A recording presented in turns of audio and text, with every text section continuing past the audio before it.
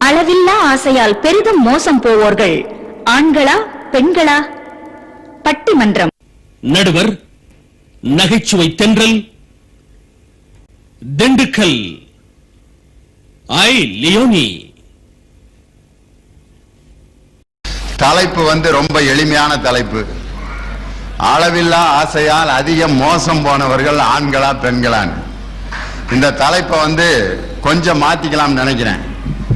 அளவில்லா ஆசையால் மோசம்ங்கிற வார்த்தை தலைப்புல இருக்கிறது எனக்கு கொஞ்சம் மோசமா தெரியுது. அதனால அளவில்லா ஆசையால் அவதிப்படுபவர்கள் ஆண்களா பெண்களான்னு மாத்திக்கிட்டா தலைப்பு கொஞ்சம் நாகரிகமா இருக்கும்னு நினைக்கிறேன்.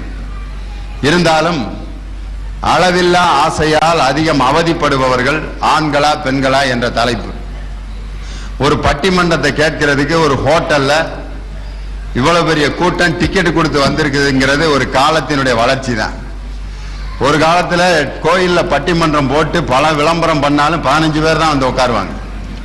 காரணம் என்ன அப்படின்னா, அன்னைக்கு அப்படி அந்த பட்டிமன்றத்தினுடைய தலைப்புகளும் நடந்த விதங்களும் மக்கள் அதை விட்டு அந்நியப்பட்டிருந்தாங்க. ஆனா இன்னைக்கு எடுத்திருக்கிற தலைப்பு பாருங்களேன், உலகத்தில் இருக்கக்கூடிய எல்லா ஆண்களும் பெண்களும் கேட்டு ரசிக்கக்கூடிய சிந்திக்கக்கூடிய ஒரு தலைப்பு. தலைப்புக்குள்ள நான் நேரடியா போனேன். அளவில்லா ஆசையால் அதிகம் அவதிப்படுபவர்கள் ஆண்களா பெண்களான். ஆசை இல்லாம மனுஷன் இருக்கவே முடியாது. ஆசை இல்லாத ஒரு வாழ்க்கையை நம்மளால கற்பனை பண்ணி பார்க்க முடியுமா? யோசனை பண்ணி பாருங்க. எனக்கு எதுலையுமே ஆசை இல்லைன்னு ஒருத்தன் சொல்றான்னா அவன் பயங்கரமான பொய் சொல்லிட்டு இருக்கான்னு அர்த்தம். நம்ம போட்டிருக்க ட்ரெஸ்ஸிலேயே பலவிதமான ஆசைகள் அடங்கி இருக்கிறத பாக்குறீங்க. நீங்க போட்டிருக்கிற சேலையில இருக்க கலர்ல உங்க ஆசை அடங்கியிருக்கு.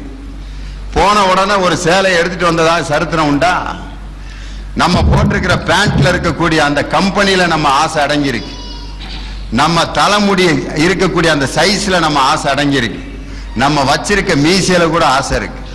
எல்லாத்தினுடைய மீசையும் ஒரே மாதிரி இருக்கா? சில பேர் பயிர் போட்டு அப்படியே உரம் போட்டு வளர்ப்பாங்க மீசைய. நான் மாவட்ட ஆட்சித்தலைவரை சொல்லல.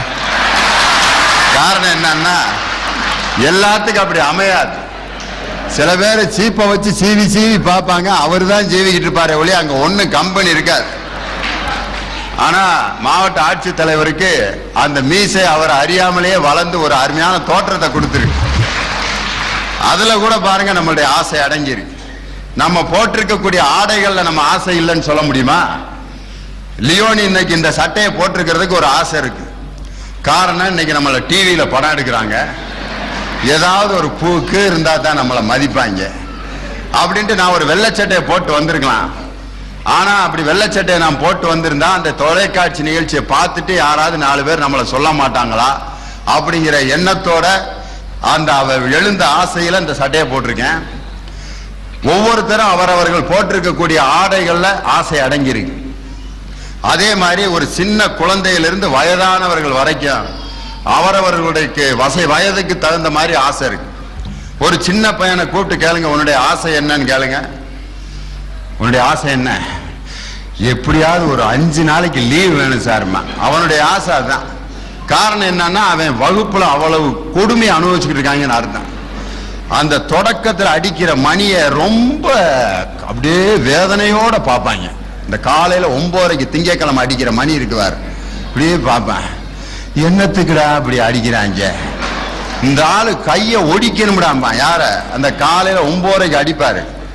அதே ஆளு தான் சாயந்தரம் 5க்கு அடிப்பாரு. அவரை நேசிப்பாங்க.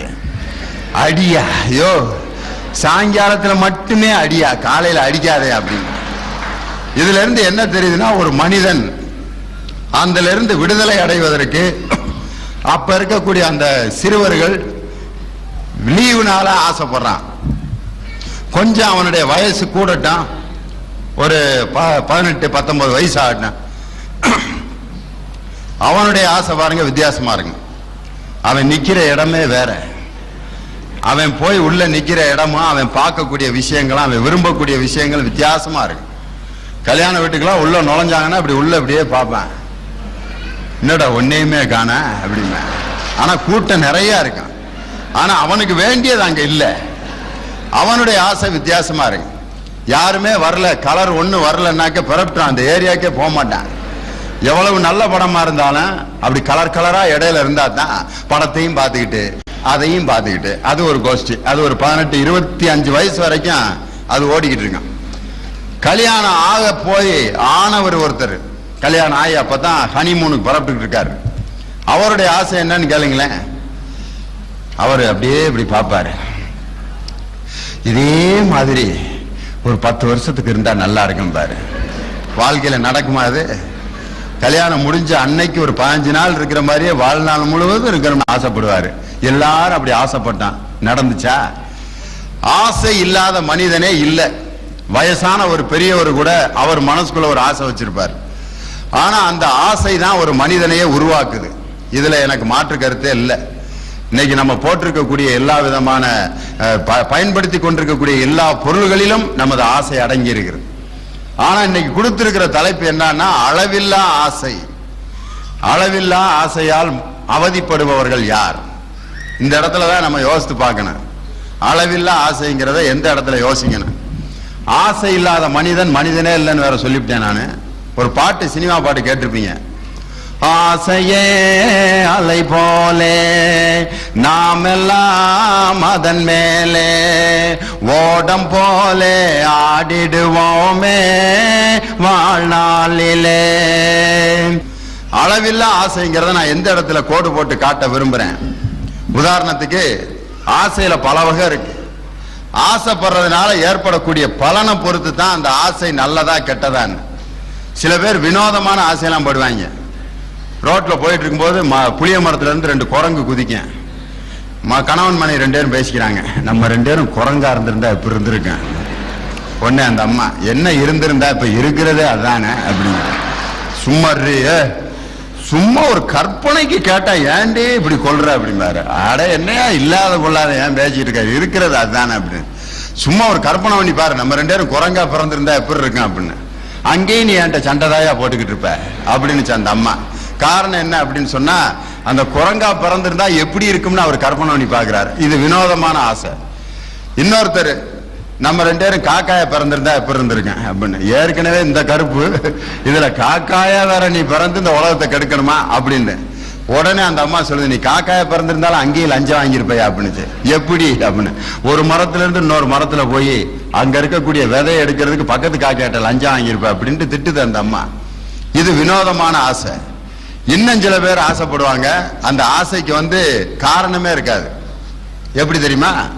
நம்ம 2 பேரும் நிலாவுல போய் வாடகை வீடு எடுத்து குடியிருந்தா, இது எப்ப ஆசைப்படுவாங்க தெரியுமா? லவ்வரா இருக்கும்போது, நம்ம 2 பேரும் நிலாவுக்கு போகும்பா ஒண்ணு அது போனாங்க என்னமோ அந்த இங்க இருக்கிற மாதிரி, நான் மரம்பாறைக்கு பக்கத்துல இருக்கு நிலா, போனா அங்கேயும் நீங்க என் கூட வருவீங்களா அப்படின்னு.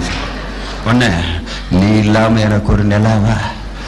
கல்யாணத்துக்கு முன்னாடி பேசுற வசனங்களை பார்க்கணுமே, அள்ளி தெளிப்பாங்க. உன்னைய பார்க்காம என்னால இருக்கவே முடியலையே அப்படிமா. அதே ஆளு கல்யாணம் முடிஞ்சோன்னா, உன்னைய பார்த்தாலே எனக்கு எரிச்சலா வருது அப்படி. ஒரு 3 மாசத்துக்குள்ள அவனுடைய வார்த்தை எப்படி மாறி போயிருது பாத்தீங்களா? இந்த வார்த்தை மாறுறதுக்கு என்ன காரணம்ங்கிறீங்க? ஆசையில் ஏற்பட்ட கோளாறு தான். ஆசை அளவோடு இருக்கும் பொழுது அது எப்படி இருக்கு? காற்றும் தண்ணி மாதிரி தான் ஆசை. காத்து ஒரு குறிப்பிட்ட அளவோட இருந்தோம்னா அது சுவாசிக்கலாம், ஜாலியா இருக்கலாம். அளவு கம்மியா இருந்தாலும் இந்த இப்ப எனக்கு வேர்க்கிற மாதிரி வேர்த்துக்கிட்டு தான் இருக்கு. அளவுக்கு அதிகமா அந்த காற்று போகும்போது வீட்டை நாசப்படுத்துது, ஊரையே நாசப்படுத்திடுது. நீர் ஒரு குறிப்பிட்ட அளவோட கிடைச்சாக்க நல்லா சாப்பிடலாம், நல்லா குளிக்கலாம், மகிழ்ச்சியா இருக்கலாம். அதே நீர் அளவுக்கு அதிகமா இதே திருச்சியில உலகமே வெள்ளத்துல ஆட்பட்டாலும் திருச்சி வெள்ளத்துல ஆட்படவே ஆட்படாது. காரணம், தமிழ்நாட்டினுடைய மைய புள்ளியில இருக்கான், ரொம்ப சேஃபா இருக்கான் அப்படின்னு நினைச்சுட்டு இருந்தாங்க. ஒரு 10 வருஷத்துக்கு முன்னாடி திருச்சியவே போட்டு பார்த்துருச்சு வெள்ளம். நடந்தது பீமநகர் பக்கம். அந்த மாதிரி நீர் அளவுக்கு அதிகமா போனாலும் அதனாலே ஆபத்து இருக்கு. அப்படிப்பட்ட ஆசையினால் அதிகம் அவதிப்படுபவர்கள் ஆண்களா பெண்களா? ஆண்களுக்கும் பெண்களுக்கும் இயல்புலேயே பலவிதமான வித்தியாசங்கள். உதாரணத்துக்கு பாருங்க, குரல் எடுத்துக்கங்க. ஆண்களுடைய குரல் எப்படி இருக்கு? எல்லாம் முரட்டுத்தனமா இருக்கும், பயங்கரமா. அப்படி இருந்தா தான் ஆம்பளை. என்னடா தோத்துருவேன், ஒழுங்கா படிக்கணும் அப்படின்னா தான் வாத்தியாரை பார்த்து பயப்படுவான் பயலைய. இப்படி ஒரு வாத்தியார் பேசுறாருன்னு வச்சுக்கோங்க, நல்லா படிங்க தம்பிகளா ஹோம்ஒர்க்கெல்லாம் போடலையாம்ல. நாங்க இனிமே எதுக்கு சார் போடுறோம் ஹோம்ஒர்க்கு? இப்படி ஒரு வாத்தியார் கிடைக்கணுமே எங்களுக்கு அப்படிங்கிறான். யார? அந்த குரலை வச்சு அந்த வாத்தியாருடைய நிலைமை மாறிக்கிறது. பெண்களுக்கு குரல் வந்து மென்மையா இருந்தா தான் அவங்களுக்கு மதிப்பு. நான் ஒரு வீட்டுக்கு விருந்துக்கு போனேன். ஒரு அம்மா எங்களை வரவேற்குது. வாங்க தம்பி அப்படின்னு சொன்னேன். பயந்துட்டேன். நாங்க இன்னொரு நாளைக்கு வர்றோமான்ட்டேன். உள்ள இருந்து அவங்க மக வாங்க காப்பி குடிங்க அப்படின்னு சொன்னேன். என்னடா குடும்பமே இப்படித்தான் இருக்கும் போல இருக்குன்னு பார்த்தா மேல இருந்து ஒரு கிளவி ஏப்பா வந்தோன்னு போற அப்படின்னு பரம்பரையே இப்படி ஆட்பட்டு கிடக்குது. அந்த குரல்ல ஒரு பெண் இருந்தா அந்த பெண்ணால அந்த உலகத்துல என்ன பாடுபடுவாங்க மத்தவங்கன்னு யோசனை பண்ணி பாருங்க. குரல்லையே ஆண்களுக்கும் பெண்களுக்கு இப்படி இயல்பு வித்தியாசங்கள் இருக்கு. சண்டை போடுறதுல கூட பாருங்க ஆண்களுக்கு பெண்களுக்கு வித்தியாசம். ஆண்கள் சண்டை போடும்போது பார்த்தா அப்படி நேரா சட்டையை பிடிச்சிருவான்.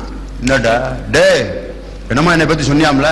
ஆமா சும்மா சொன்னேன். என்ன சும்மா சும்மா சொல்றதுக்கு நான் தான் கிடைச்சேனா? பட்டையை கழட்டிடுவேன். போடா டே போடா, நான் இன்னொரு நாளைக்கு வரேன்னு போயிடுவாங்க. அவ்வளவுதான். ஓங்கனா பரப்பிடுறான். அது ஒரு வகையான சண்டை, ஆம்பளைகளுடைய சண்டை. பெண்களுடைய சண்டை வித்தியாசமா இருக்கும். அவங்களும் நேருக்கு நேர் சண்டை போடுறவங்க தான். ஆனா பெரும்பாலும் அப்படி நடக்கிறது இல்லை. வீட்டுல மாமியா மருமக சண்டை வந்து நேருக்கு நேரெல்லாம் நடக்காது. அவங்க எப்பயுமே இன்டைரக்ட் ஸ்பீச் தான். மாமியா அப்படி உட்காந்துருக்கேன், மருமக அங்க உட்காந்துருக்கேன். ஒரு நாய் வரும், மருமக நாய் மூலமா மாமியார்கிட்ட பேசும். போடுறத தின்னு விட்ட ஒரு இடத்துல படுத்து கிடக்க மாட்ட கலட்டு நாய அப்படிங்க.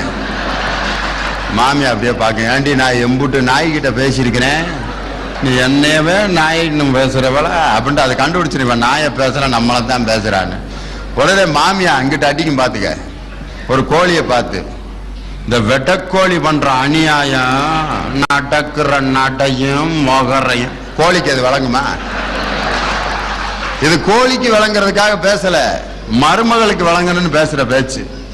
இயல்பாகவே ஆண்களுக்கும் பெண்களுக்கும் பலவிதமான விஷயங்களில் வேறுபாடு இருக்கிறது. அதை யாரும் மாற்ற முடியாது. உடல் அமைப்பிலும் உள்ளத்திலும் உணர்ச்சியிலும் பலவிதமான வேறுபாடுகளுக்கு ஆண்களும் பெண்களும் ஆட்பட்டிருக்கான். இந்த வேறுபாடுகளுக்கு மத்தியில் இருவருடைய ஆசையை பற்றி இன்னைக்கு பட்டிமன்றமாக நடத்த போகிறார்கள். 2 குரூப் இருக்கு. அதுல பாருங்க, 2 கலந்து இருக்கு. ஆண்களேன்னு பேசுறதுக்கு 2 ஆம்பளையிலும் ஒரு பெண்ணு உட்கார்ந்துருக்காங்க. ஆண்கள் தான் மோசம் போயிருக்காங்க ஒரு அம்மா பேச வந்திருக்காங்க. பெண்கள் தான் மோசம் போயிருக்கிறார்கள், அவதிப்படுகிறார்கள் என்று 2-3 பேர் வந்திருக்காங்க. அதிலும் 2 ஆண்கள் ஒரு பெண். உண்மையில இன்னைக்கு ரொம்ப வித்தியாசமா இருக்க போகுது இந்த நிகழ்ச்சி. அளவில்லா ஆசைங்கிறதுக்கு நான் ஏற்கனவே உதாரணம் சொல்லிட்டேன். ஒரு ஆசையினால் மக்களுக்கு தீமை உண்டானால் அது அளவில்லா ஆசை. ஒரு ஆசையினால் ஒரு சமுதாயத்துக்கோ தெருவுக்கோ குடும்பத்துக்கோ நன்மை உண்டானால் அதை அளவில்லா ஆசைன்னு சொல்ல முடியாது. ஒரு கிராமத்துல ஒரு பள்ளிக்கூடமே இல்லாத ஒரு கிராமத்துல இருக்க பையன் நான் கலெக்டர் ஆகணும்னு ஆசைப்படுறத போய் அளவில்லா ஆசைன்னு சொல்ல முடியாது. அது நியாயமான ஆசை. இந்தியாவில் பிறந்த ஒவ்வொரு குடிமகனுக்கும் ஜனாதிபதி ஆகும் ஆசையும் உண்டு, உரிமையும் உண்டு, கலெக்டர் ஆகக்கூடிய உரிமை உண்டு. அதை போய் அளவில்லா ஆசைன்னு சேர்க்கப்படாது. ஒரு ஆசையினால் சமுதாயத்துக்கோ குடும்பத்துக்கோ ஒரு மனுஷனுக்கோ துன்பம் வரணும், அப்பொழுதுதான் அது அளவில்லா ஆசைங்கிற அந்த ரகத்துல சேரும். இதில் ஆண்களா பெண்களான்னு பேசுறதுக்கு 2 குழுவினர் வந்திருக்கிறார்கள். ஆண்களே என்ற அணியினுடைய தலைவராக வந்திருப்பவர் திண்டுக்கல்லை சேர்ந்த பெரும் புலவர் பால்ராஜ் அவர்கள் ஆண்களே என்ற அணிக்கு தலைமையேற்று பேச வந்திருக்கிறார். பெண்களேன்னு பேசுறதுக்கு ஒரு ஆண் வந்திருக்கார் பாரு. உண்மையிலே ரொம்ப யோசிக்கப்பட வேண்டிய ஆள் இவர். பெண்கள் எப்படி அவதிப்பட்டுக்கிட்டு இருக்காங்கிறத இவர் கண்டுபிடிச்சிருக்காரு அப்படின்னு சொன்னா இவர் என்ன பேச போறாருன்னு தெரிஞ்சுதான் இவரை பத்தி நான் சொல்ல முடியும். காரணம், வேடசுந்தரிலிருந்து வருகை தந்து இருக்கக்கூடிய கவிஞர் குயிலன் பெண்களே என்ற அணிக்கு தலைமை ஏற்று பேச வந்திருக்கிறார். ஆண்களே என்ற அணியில் பேசுவதற்கு தற்போது நாங்கள் நடத்திய பட்டிமன்ற பேச்சாளர்களுக்கான தேர்விலே திருச்சியில் பல பேச்சாளர்கள் தேர்வு செய்யப்பட்டாலும் குறிப்பிடத்தக்க சில பேச்சாளர்கள் தேர்வு செய்யப்பட்டிருக்கிறார்கள். அவர்களிலே இப்பொழுது தேர்வு செய்யப்பட்டு இப்பொழுது நேரடியாக மேடைக்கு வந்திருக்கக்கூடிய அன்பிற்குரிய சகோதரி செல்வி சுதா மீனாட்சி அவர்கள் வந்திருக்கிறார்கள். உங்கள் ஊரை சேர்ந்தவர். அதே மாதிரி இந்த பக்கம் அதே மாதிரி பட்டிமன்ற பேச்சாளர்களுக்கான தேர்விலே தேர்வு செய்யப்பட்ட உங்கள் ஊரை தெரிந்த சகோதரி சுபா அவர்கள் பெண்களே என்ற அணியில் பேச வந்திருக்கிறார். அதே அணியில் பேசுவதற்கு மற்றொரு சிறந்த பேச்சாளர் காவியன் அவர்கள் வருகை தந்திருக்கிறார். பெண்களே அதிகம் அவதிப்படுகிறார்கள் என்று. ஆண்களே என்ற அணியிலே பேசுவதற்கு கவிஞர் கனலரசு அவர்கள் வருகை தந்திருக்கிறார். இப்படி 6 பேரும் மிக சிறப்பாக உங்கள் முன்னால் நல்ல சிந்தனைகளை கொடுப்பார்கள். எல்லா விதமான சமூக சிந்தனைகளையும் உள்ளடக்கி இந்த தலைப்பு அமையும் என்ற முன்னுரையை கொடுத்து அளவில்லா ஆசையால் அதிகம் மோசம் போனவர்கள் ஆண்களே என்ற அணியை தொடக்கி வைத்து பெரும் புலவர் பால்ராஜ் அவர்களை உரையாற்றும்படி கேட்டு என் தொடக்க உரை நிறைவு செய்கிறேன். வணக்கம். தண்ணீர் விட்டோ வளர்த்தோம் சர்வேசா, இப்பயிரை கண்ணீரால் காத்தோம் கருக திருவுளமோ, வாராது போல் வந்த மாமணியை தோற்போமோ, வண்ண விளக்கிது அணைய திருவுளமோ, ஏக்கத்தோடு பாடிய முண்டாசு கவி பாரதியை முதற்கண் வணங்கி மகிழ்கிறேன். ஏறத்தாழ உலகத்தில் இருக்கக்கூடிய எல்லா ஜனங்களையும் தன்னுடைய நகைச்சுவை பேச்சால் சிரிக்க வைத்து சிந்திக்க வைத்து உலகத்திலேயே மிகச்சிறந்த பட்டிமன்ற நடுவர் என்ற பெயரை பெற்றதோடு அல்லாமல் இந்த தமிழனுக்கும் தமிழ் மண்ணுக்கும் பெருமை சேர்த்துக் கொண்டிருக்கக்கூடிய வணக்கத்திற்கும் வாழ்த்திற்கும் உரிய எனது பண்பிற்கும் பாசத்திற்கும் உரிய நடுவர் மாப்பிள்ளை லியோனி அவர்களே, விட்டா மேடையிலே பரிசம் போட்டுருவாரு போல இருக்கு. மாமா, ஐ எம் ரெடி மாமா. தேங்க்யூ மாப்பிள்ளை. எப்பவுமே பெண்கள் ஆண்களை ஒரு நல்ல உறவோட கூப்பிடுறது அவங்களுக்கு அதிகமா ஆசை. நடுவர் அவர்களே, அளவற்ற ஆசையால ரொம்ப அவதிப்படுறவங்க ஆண்கள்னு நான் பேச வந்திருக்கேன். இதுக்கு உதாரணம் எல்லாம் சொல்ல வேண்டிய அவசியமே இல்லை. தயவு செய்து மேடையில நடுவருக்கு இடது பக்கம் பாருங்க. அளவற்ற ஆசையால ஒரு மனுஷன் எப்படி அவதிப்பட்டு அல்லல் பட்டு மோசம் போயிருக்காருன்னு பாருங்க. எங்க மாமன் கதையை சொன்னாலே விடிஞ்சு போயிரும். நடுவர் அவர்களே, ஆண்கள் இப்படியா வந்து உட்கார்ந்துருப்ப மகாராசன், இந்த சேர்ல என்ன 4 பேர் உட்காரலாம் போல இருக்கு. அவ்வளவு இடம் கிடக்குது. அளவில்லா ஆசையால் அவதிப்படுறதுக்கு நீங்களே உதாரணம் போதும். அதைத்தானே காமிக்கிறார் அவரு. அவர் மட்டும் இல்ல நடுவர் அவர்களே, இன்னைக்கு நாட்டில் பெரும்பாலான ஆண்கள் தயவு செய்து அந்த சட்டையையும் பனியனையும் கலட்டி பாருங்க. அக்காலத்துல ஆண்கள் வந்து தடந்தோல் மார்புன்னா காலை அடக்கணும். நடுவர் அவர்களே, வாளை எடுத்து போய் போரிட்டான். இன்னைக்கு முடியுமா? அதுக்கு என்ன காரணம்? மது, மாது, சூது இத அளவுக்கு அதிகமா பயன்படுத்தின காரணத்தினாலதான் அவங்க இந்த அளவுக்கு இருக்கிறாங்கன்னு நான் சொல்றேன். நடுவர் அவர்களே, அது மட்டும் இல்ல, ஆசை எத்தனை வகைப்படும் தெரியுமா உங்களுக்கு? ஆசை 3 வகை. 1 மண்ணாசை, 2 பெண்ணாசை, 3 பொன்னாசை. இந்த 3 வகை ஆசையால தான் அன்னைக்கு இருந்து இன்னைக்கு வரைக்கும் ஆண்கள் அதிகமா ஆசைப்பட்டவனால நம்ம அடிமைப்பட்டதுக்கே காரணம் அதுதான். நடுவர் அவர்களே, அக்காலத்துல ராஜாக்கள் எப்ப பார்த்தாலும் சண்டை சண்டை சண்டை. மண்ணாசை, பொண்ணு கொடுக்கலன்னா சண்டை ஓடுவான். அடுத்த நாட்டுல செல்வம் அதிகமா இருந்துச்சு, சண்டை ஓடுவான். ஆக இவர்கள் அதிகமாக அவதிப்பட்டதுக்கு என்ன காரணம்னா இந்த 3 வகையான ஆசை. நடுவர் அவர்களே, இன்னைக்கு நம்ம பூகோளத்தினுடைய அமைப்பே மாறிச்சு தெரியுங்களா?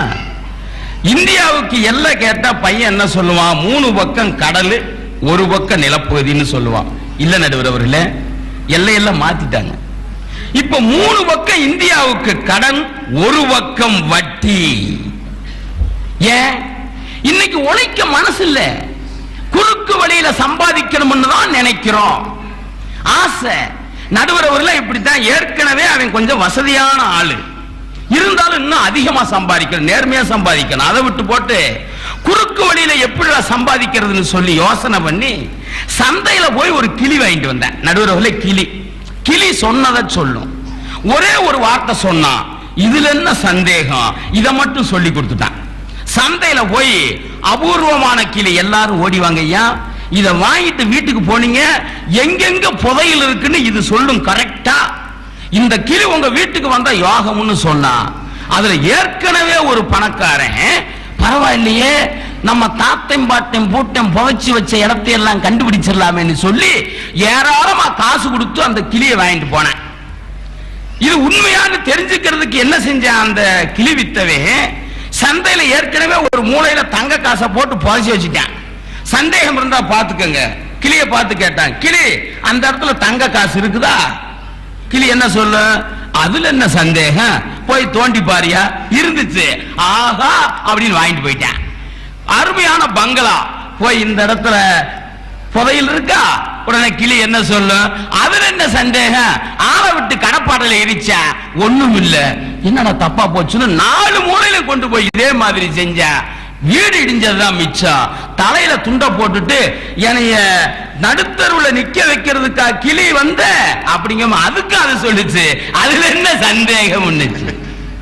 நடுவரவுல இன்னைக்கு நான் இதை சொல்றதுக்கு காரணம், குறுக்கு வழியில சம்பாதிக்கணும்னு நினைச்சதனாலதான்.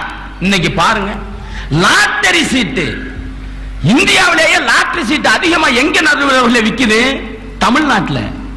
இன்னைக்கு பேப்பர் விலை, பையங்களுக்கு நோட்டு புஸ்தகம் விலை ஏறினதுக்கு காரணம் என்ன தெரியுமா? பேப்பரை பூரா லாட்டரி சீட் அடிச்சிடானீங்க. கூப்பிடுறான்ல பஸ் ஸ்டாண்ட்ல, ஓடியா ஓடியா 10 பூட்டான் வாங்கினா ஒரு தமிழ்நாடு இலவசம்ங்கிறேன். அதுலயும் தமிழ்நாடு தான் இலவசத்துக்கு கொடுக்கணுமா? 10 தமிழ்நாடு வாங்கினா ஒரு பூட்டான் இலவசம்னு கொடுவேன். என்ன, தமிழ்நாடு ஏற்கனவே பாதி இலவசமா போயிருச்சு, அதனால அவனுக்கு கரெக்டா தெரியுது, வாங்கடா இன்னும் கொஞ்சம் தான் இருக்குது, அதனால 10 பூட்டான் வாங்கினா ஒரு தமிழ்நாடு இலவசம். 1 நம்பர் லாட்டரி, 2 நம்பர் லாட்டரி. திண்டுக்கல்ல நடுவுறவரே, நம்ம பள்ளிக்கூடத்துக்கு முன்னாடி ரிக்ஷா ஸ்டாண்ட் இருக்கு திண்டுக்கல்ல, வந்து பாருங்க. டீ சாப்பிட போட்டோம் ஒரு பீரியட் லெசர்ல, ஒரு ரிக்ஷா ஓட்டுறாரு வேகமா வந்தார். என்ன செய்ய போறாரு, டீ சாப்பிட போறாரா அப்படின்னு நினைச்சோம். உடனே அந்த 1 நம்பர் லாட்டரி எடுத்து உரசனா, ஒரு சீட்டு 7 ரூபா. உரசி உரசி பார்த்தா நடுவர்களே 7 சீட்டு உரசனா, வெறும் ட்ரவுசர் மட்டும் தான் போட்டிருக்கா நடுவர்களே. நானும் சொல்லலாம்னு பார்த்தேன், கடைசியில் 7 போச்சு.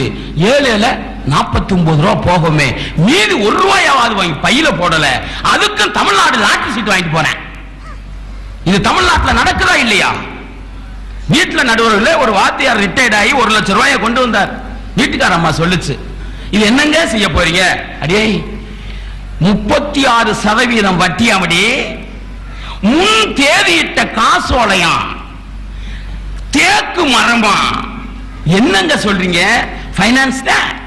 கொண்டு போய் போட்டேன்னு வச்சுக்க, பூரா தேக்கு மரமா வரும், லட்சக்கணக்கில் முதல்லயே செக்கு கொடுத்துறாண்டி அப்படின்னு கொண்டு போய் பெண்கள் சொல்றது கேட்காம அளவில்லா ஆசையில கொண்டு போய் பைனான்ஸ்ல போட்டு, இப்ப பைனான்ஸ்கார எல்லாத்துக்கும் கொள்ளச்சு போட்டு விட்டாராமா, பூரா போட்டு. ஏன் இந்த தொழில அவங்க ஏற்கனவே பெண்கள் சொன்னாங்கல்ல, என்ன சொன்னாங்க? பெண்கள் ஆசைப்படுறதுல அர்த்தம் இருக்கு நடுவர்களே, பெண்கள் ஆசை பயனில் முடியும். என்ன சொல்றாங்க? அப்ப என்னடி செய்யணும்ங்கிற, நகை வாங்கியா, பொண்ணு வச்சிருக்கோம்ல, இருக்கிற காசுக்கு ஒரு 30 பவுன் நகை வாங்கு, ஒரு இடத்தை வாங்கி போடு, ஒரு வீட்டை கட்டு. இது பிற்காலத்தில் பலனளிக்கும் நடுவர்களே. ஒரு பிள்ளைகளை படிக்க வைக்கும் போது, பொண்ணை கட்டி கொடுக்கும் போது இந்த ஆசைப்படுவதால் அது பலனளிக்கிறது. ஆணினுடைய ஆசை எல்லாம் அவதிக்கு உள்ளாகிறது. இது என்னுடைய முதல் குற்றச்சாட்டு. இன்னொன்னு, உலகத்திலேயே உயர்ந்த பண்பாடு நம்ம பண்பாடு, நெஞ்ச தட்டி சொல்லிக்கிறோம், ஒருவனுக்கு ஒருத்தி. ஆனா அப்படிப்பட்ட தமிழ்நாட்டில் இன்னைக்கு உலக எய்ட்ஸ் தினம் கொண்டாடக்கூடிய ஒரு கேவலமான சூழல் வந்ததுக்கு யார் நடுவர்களே காரணம்? பூரா அடே அப்பா, மன்மதன் டிவில ஒரு விளம்பரம் பார்த்திருப்பிய, மன்மதன் பூமிக்கு வர்றாரு இந்த பூமியை சுத்தி பார்க்கறதுக்கு. ரதிக்கு பயம் வந்துருச்சு, அதுவும் வருது. நீ ஏமா வர்ற, நீ மேலோகத்துல இரு. வேணாங்க, இங்க பூரா எய்ட்ஸா, வேணா. ரதியே மன்மதனுக்கு எச்சரிக்கையா ஏதோ ஒரு பாதுகாப்பு வளையம் கொடுக்குது நடுவர்களே. அந்த அளவுக்கு இது மோசமா இருக்குது. காரணம், கோவலனுக்கு என்னையா இலக்கியத்தில் எடுத்து பாருங்க, கோவலனுக்கு ஒரு கிளி மாதிரியா கண்ணகி சும்மா இருந்தானா, வண்டு அளவாயறது மாதிரி பாருங்க. தேனை குடிக்கிற வண்டு ஒரு ஊல உட்கார நினைக்கிறீங்க?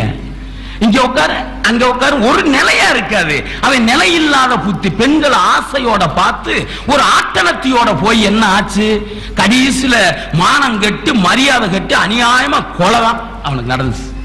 இன்னொருத்தர் நடுவர்கள் இலக்கியத்தில் சொன்ன அருணகிரிநாதன் எவ்வளவு பெரிய, இப்போதைக்கு அருணகிரிநாதன் நம்ம மெச்சுறோம். காரணம் அவர் எழுதின பாட்டு முத்தை தரு பத்தி திருநகை அத்திக்கிரை சத்தி சரவண முத்திக்கு ஒரு வித்துக்குருவரை என ஓதும் முருகான்னு எழுதின பாட்டு.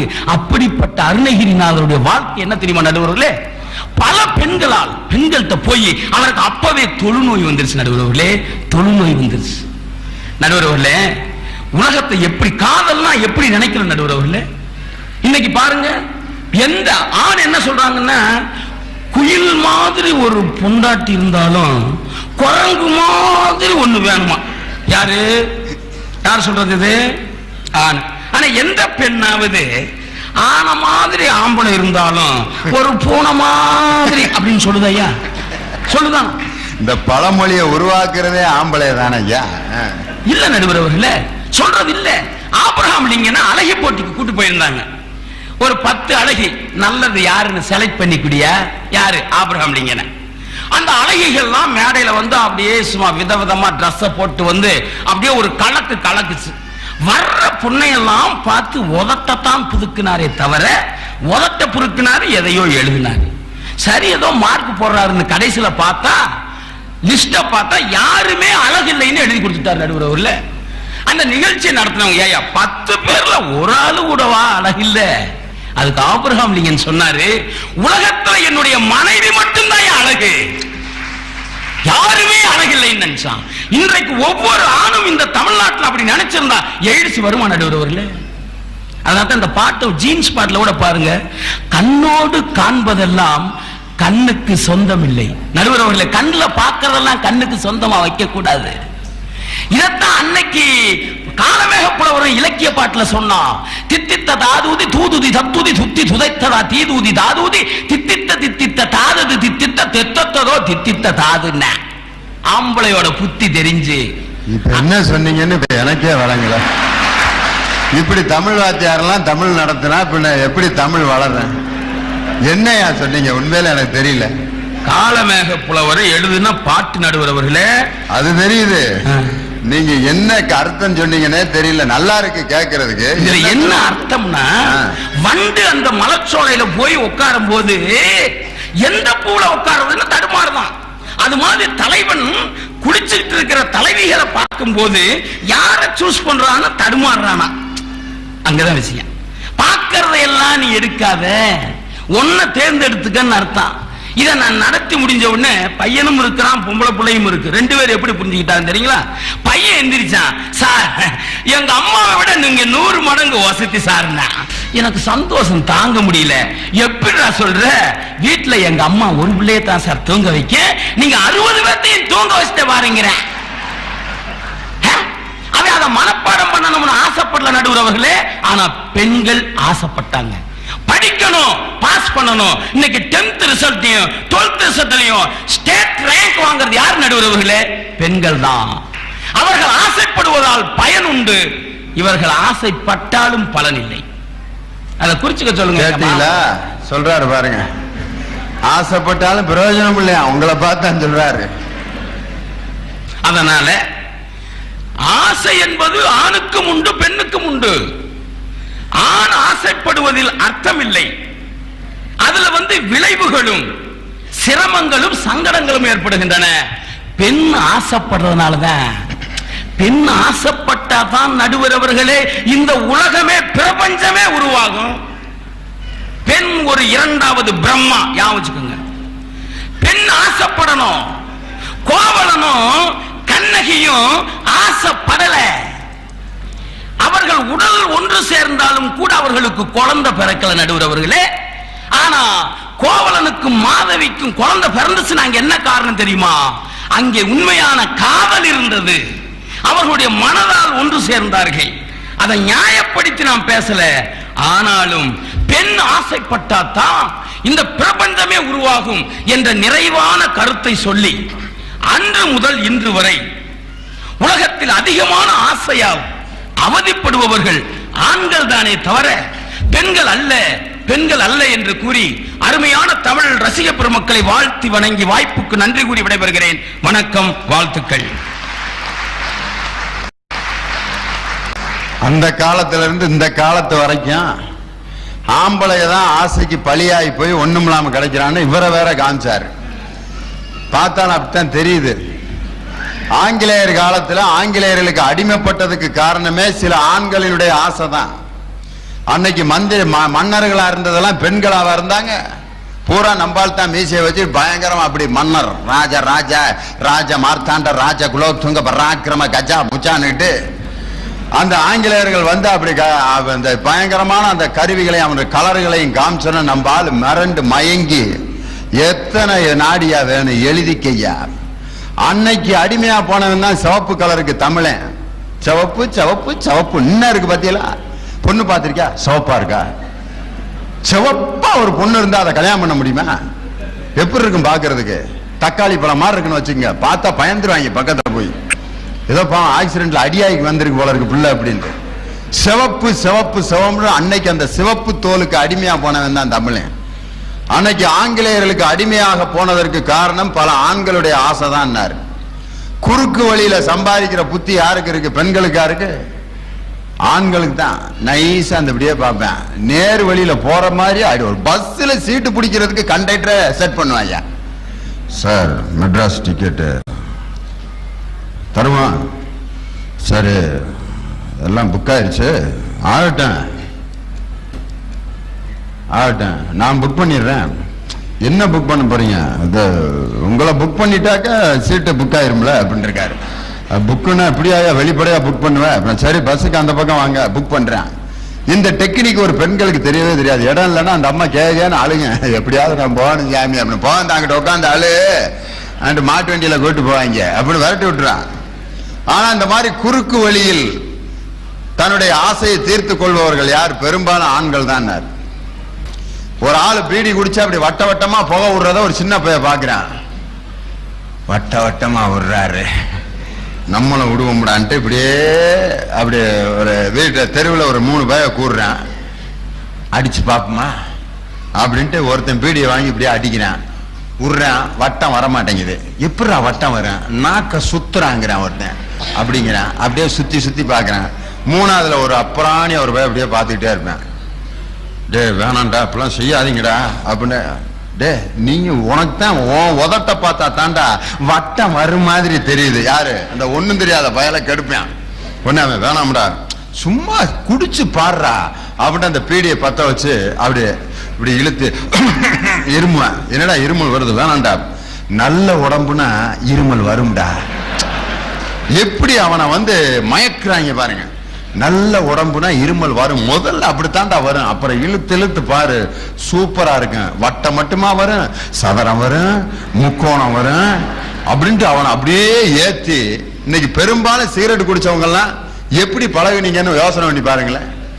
இந்த மாதிரி பக்கத்துல இருக்க ஆள் ஏத்தி விட்டு தான் சும்மா அடிங்க பிரதர். இந்த உலகத்துல என்ன, சிகரெட் குடிச்சவனும் அதே சுடுகாட்டுக்கு தான் போறான், சிகரெட் குடிக்காதவனும் அதே சுடுகாட்டுக்கு தான் போறான். இதுல என்ன அப்படின்னு? ஆமா எல்லாம் ஒன்னா தான் போறாங்க. கொர்ரா அப்படின்னு பத்த வச்சால் தான் நிறைய பேர்.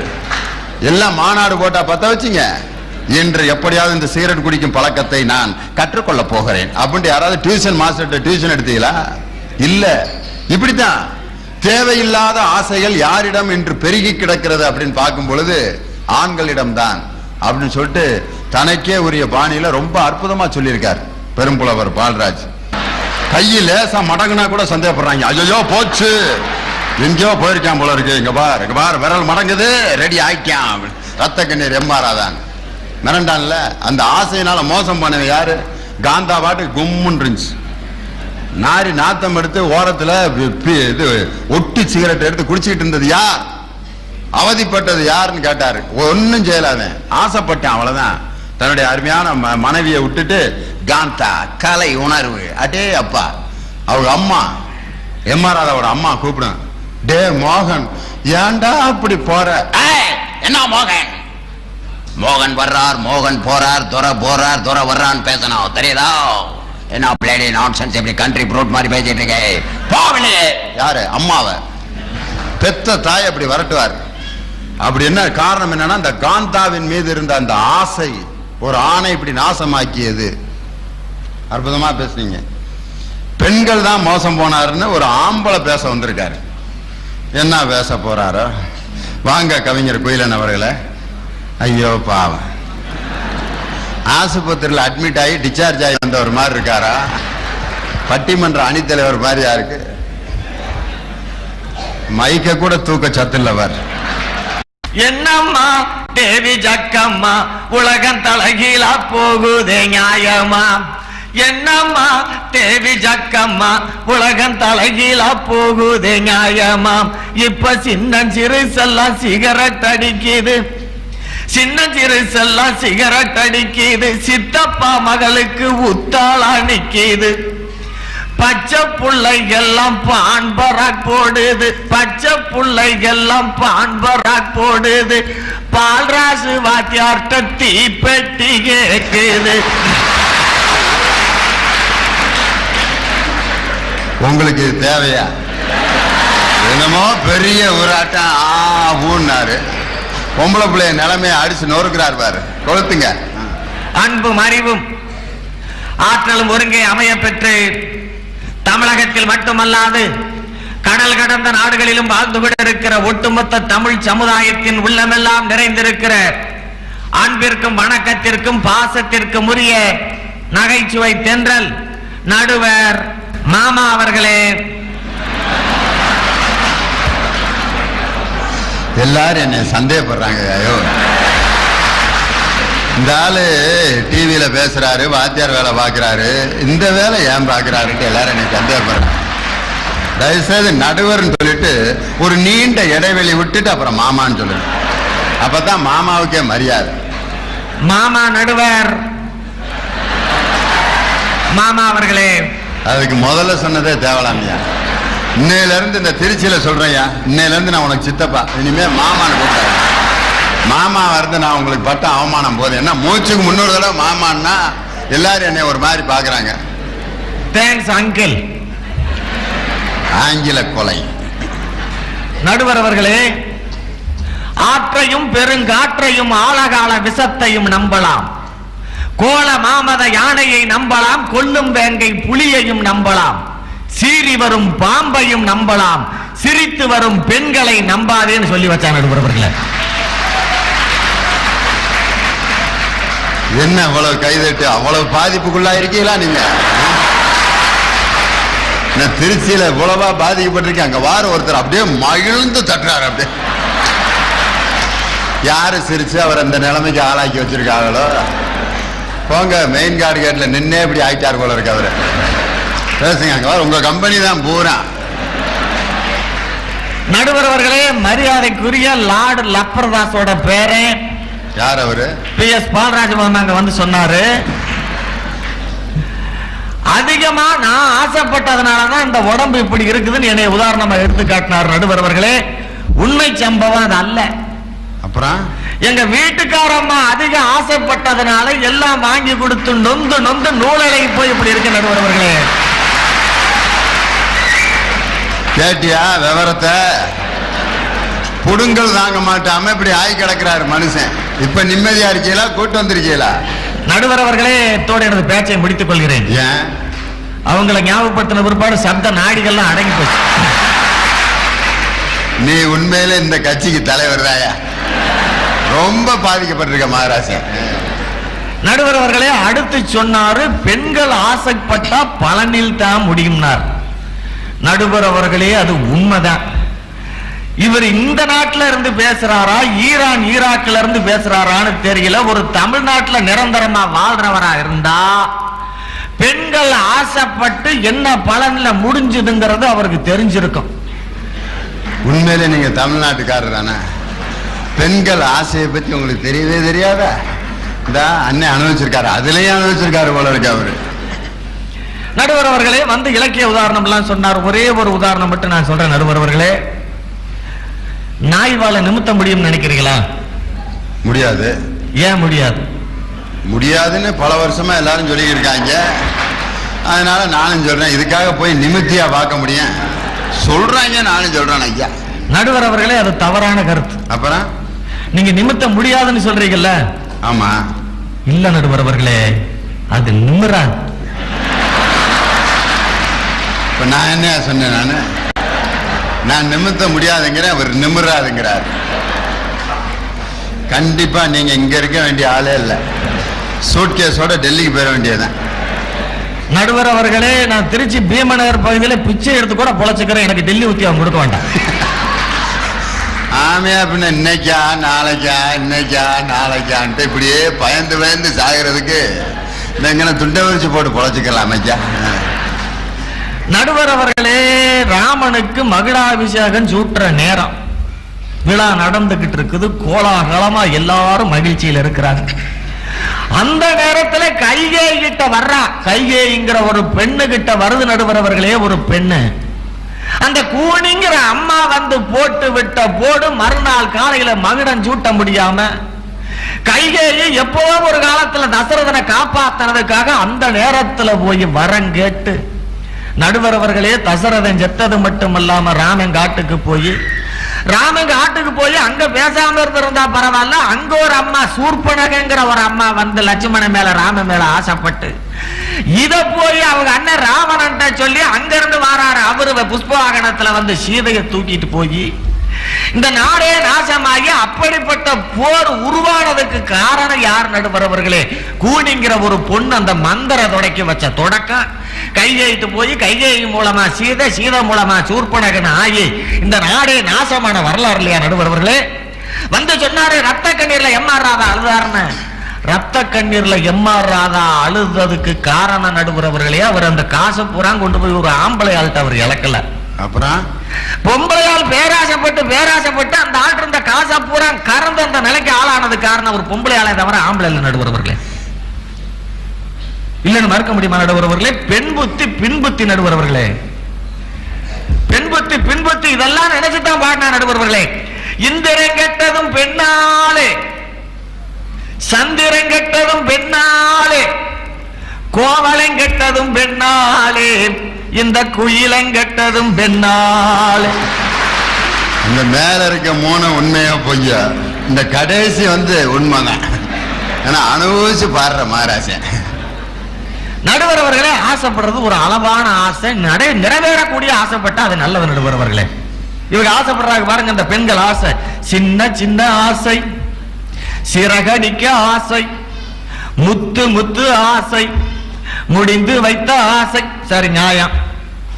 விண்ணிலவை தொட்டு முத்தமிட ஆசை, விண்ணிலவை தொட்டு முத்தமிட ஆசை, என்னை இந்த பூமி சுத்தி வர ஆசை. இது நிறைவேறக்கூடிய ஆசையா நடுவர் அவர்களே? இந்த மாதிரி எப்படி போய் விண்ணிலவை தொட்டு முத்தமிட்டு கீழே வர? இந்த அம்மா பாட்டுக்கு நின்றுகிட்டு இருந்தா பூமி எப்ப இந்த அம்மாவை தன்னால சுத்த போகுது? இப்படிப்பட்ட நிறைவேறாத ஆசைகளா நிறைவேறிதான் நடுவர் அவர்களே. இன்னைக்கு இந்த நாட்டுல ஆண் சமுதாயம் ரொம்ப வேதனைப்பட்டுக்கிட்டு இருக்குது. அடுத்து ஆசைப்படுறாங்க பாருங்க, இந்த தமிழ்நாட்டில் இருந்துகிட்டு ஆசை கேப்ப களிக்கு ஆசை, ஆசை கெளுத்து மீனுக்கு ஆசை. நடுவர் அவர்களே, குடிக்கிறதுக்கு தண்ணி கிடைக்கல, கோரையார் உட்பட எல்லாரும் வறண்டு கிடக்குது. இப்ப போய் உனக்கு கெளுத்து மீன் எங்க கிடைக்கும், கேப்பக்களி எங்க கிடைக்கும்? நடக்கக்கூடிய ஆசையா நினைக்கிறதே இல்ல நடுவர்களே. பேராசைப்பட்டு தான் இன்னைக்கு பெண்கள் அவதிப்பட்டுக்கிட்டு இருக்காங்க. அடுத்த ஒரு பாட்டுல சொல்றா பாருங்க, அடுத்தாத்து அம்பு சத்த பார்த்தேலா, அவன் ஆத்துக்காரன் கொஞ்சிறத கேட்டேலாம், அடிச்சாலும் புடிச்சாலும் ஒன்னா சேர்ந்துக்கிறான், அடிச்சது கொண்டு புடிச்சது கொண்டு புடவைய வாங்கிக்கிறான், பட்டு புடவைய வாங்கிக்கிறான். நடுவர் அவர்களே, இந்த பட்டு புடவை நினைக்கும் போதுதான் நடுவர்களே வேதனையா இருக்குது. இங்க உட்கார்ந்து இருக்கிற தாய்மார்களை பாருங்க, அருமை சகோதரியார் கட்டிருக்கிற ஒரே ஒரு பட்டு புடவை போதும் இங்க இருக்கிற ஆம்பளையாளுக்கு போட்டிருக்கிற ட்ரெஸ்ஸுக்கெல்லாம் ஈக்குவல் கணக்காகிறோம். கணக்கு எடுத்திருக்காரு பாரு கரெக்டா. அந்த ஒரு பட்டு புடவையில 80 வேட்டியும் 95 சட்டையும் தைக்கலாம், அவ்வளவு விலைக்கா. நடுவர் அவர்களே, சலாம் பாபு இங்கே வாருங்க, தங்க கையாலே காசை அள்ளி வீசுங்க. சலாம் பாபு வச்சிருக்கிற காசை பூரா அள்ளி வீச சொல்லி பேராசைப்பட்டு அப்படி அள்ளி வீசினா அப்புறம் ரத்த கண்ணீர் மாதிரி தான் புலம்பிக்கிட்டு இருக்க நடுவர்களே. குடும்பத்துக்காக செய்யறது இல்லை. இன்னைக்கு அந்த ஆசைப்பட்டு ரொம்ப நியாயத்துல போய் முடியுதுன்னு சொல்லி எடுத்து சொன்னாரு. அவர் பேசுறதை பத்தி கூட எனக்கெல்லாம் வருத்தம் இல்ல. நீங்க உலக புகழ் பெற்ற நடுவர், என்னை ரொம்ப வேதனைப்படுத்திட்டீங்க நடுவர் அவர்களே. என்ன சொன்னேன்? இந்த மைக் என்னை பார்த்து ரொம்ப ஏளனமா நினைக்குதுன்னு சொல்லிட்டீங்க. பின்ன இவ்வளவு ஒல்லியா இருந்தா பின்ன எப்படி பெருமையாவா நினைக்கேன்? இங்க பாரு, உண்மையிலே உங்களை விட அதுதான் தடியா இருக்கு. நடுவர் அவர்களே, அந்த மைக் என்னை பார்த்து பெருமைப்படுது, பூரிப்படையுது, புலகாங்கிதத்தோட என் முன்னாடி நின்றுட்டு இருக்கு. நடுவர் அவர்களே, ஏன் எப்படி அங்க வச்சிருக்காரு, அதுக்கு பேர் என்ன நடுவர் அவர்களே? ஸ்பீக்கரு. இங்க வச்சிருக்கிறதுக்கு பேரு அது என்ன, டம்ளரா? அதுவும் ஸ்பீக்கர் தான். நடுவர் அவர்களே, இந்த ஸ்டாண்டோட சுத்தமா தூக்கி அந்த பக்கம் வச்சுட்டு அந்த 2 பெட்டியும் கலட்டிட்டு வந்து ஒண்ணுக்கு மேல ஒண்ணு அடிக்க, அதுக்கு முன்னாடி நின்று நான் பேசினா இத்தனாயிரம் பேருக்கு கேட்குமா நடுவர் அவர்களே? எனவே இந்த ஒல்லியான மைக்கில பேச போய்த்தான் அத்தை தண்டி ஸ்பீக்கர் செய்தியை வாங்கி எல்லாருக்கும் கொடுக்குது நடுவர் அவர்களே. தட்டுறவங்க பூரா ஒல்லி கேஸா தான் இருக்கு. காரணம், அவங்களுக்கு ஆதரவா நீங்க பேசுறீங்களா? சரியா? நீங்க பெரிய அறிவாளி, வல்லவர், நல்லவர், ஆற்றல் உள்ளவர். போதுமா? நடுவர் அவர்களே, இப்பவும் வேதனை தான். அப்புறம் என்னத்தை சொல்றது? கவர்ச்சியானவர்ங்கிறத சொல்லாம விட்டீங்களா? கிழிஞ்சதுவா. சரி, உலக அழகன், ஆள விடு. நடுவர் அவர்களே, இப்பவும் வேதனை தான். இப்படி எல்லாம் மிகைப்படுத்தி சொல்லாதீங்க நடுவர் அவர்களே. அகில உலக அழகன்னு அடக்கமா சொல்லுங்க. முதல்ல சொல்லியிருக்கேன். நடுவர் அவர்களே, கொஞ்ச நாளைக்கு முன்னாடி நடந்த ஒரே ஒரு சம்பவத்தை மட்டும் சொல்லி நான் விடைபெற விரும்புறேன். நடுவர் அவர்களே, சொல்லுங்க. இளவரசி டயானான்னு ஒரு அம்மா இருந்தாங்க. அவங்க சார்லஸோட இருந்திருந்த அந்த பஞ்சாயத்துல நடுவர் அவர்களே, அதையும் விட்டுட்டு பேராசை டோடிங்கிற ஆள் மேல ஆசைப்பட்டு இன்னைக்கு 2 பேரும் போய் சேர்ந்த இடம் தெரியல நடுவர் அவர்களே. இப்படிப்பட்ட விபரீதமான ஆசை இப்படிப்பட்ட வில்லங்கத்தை எல்லாம் உண்டு பண்ணுது. இறுதியா சொல்றேன் நடுவர் அவர்களே, ஒத்த ரூபா தந்தா அட ஒரு ஒன்றுதான். நடுவர் அவர்களே, இந்த பாட்டை நல்லா கவனிக்கணும்.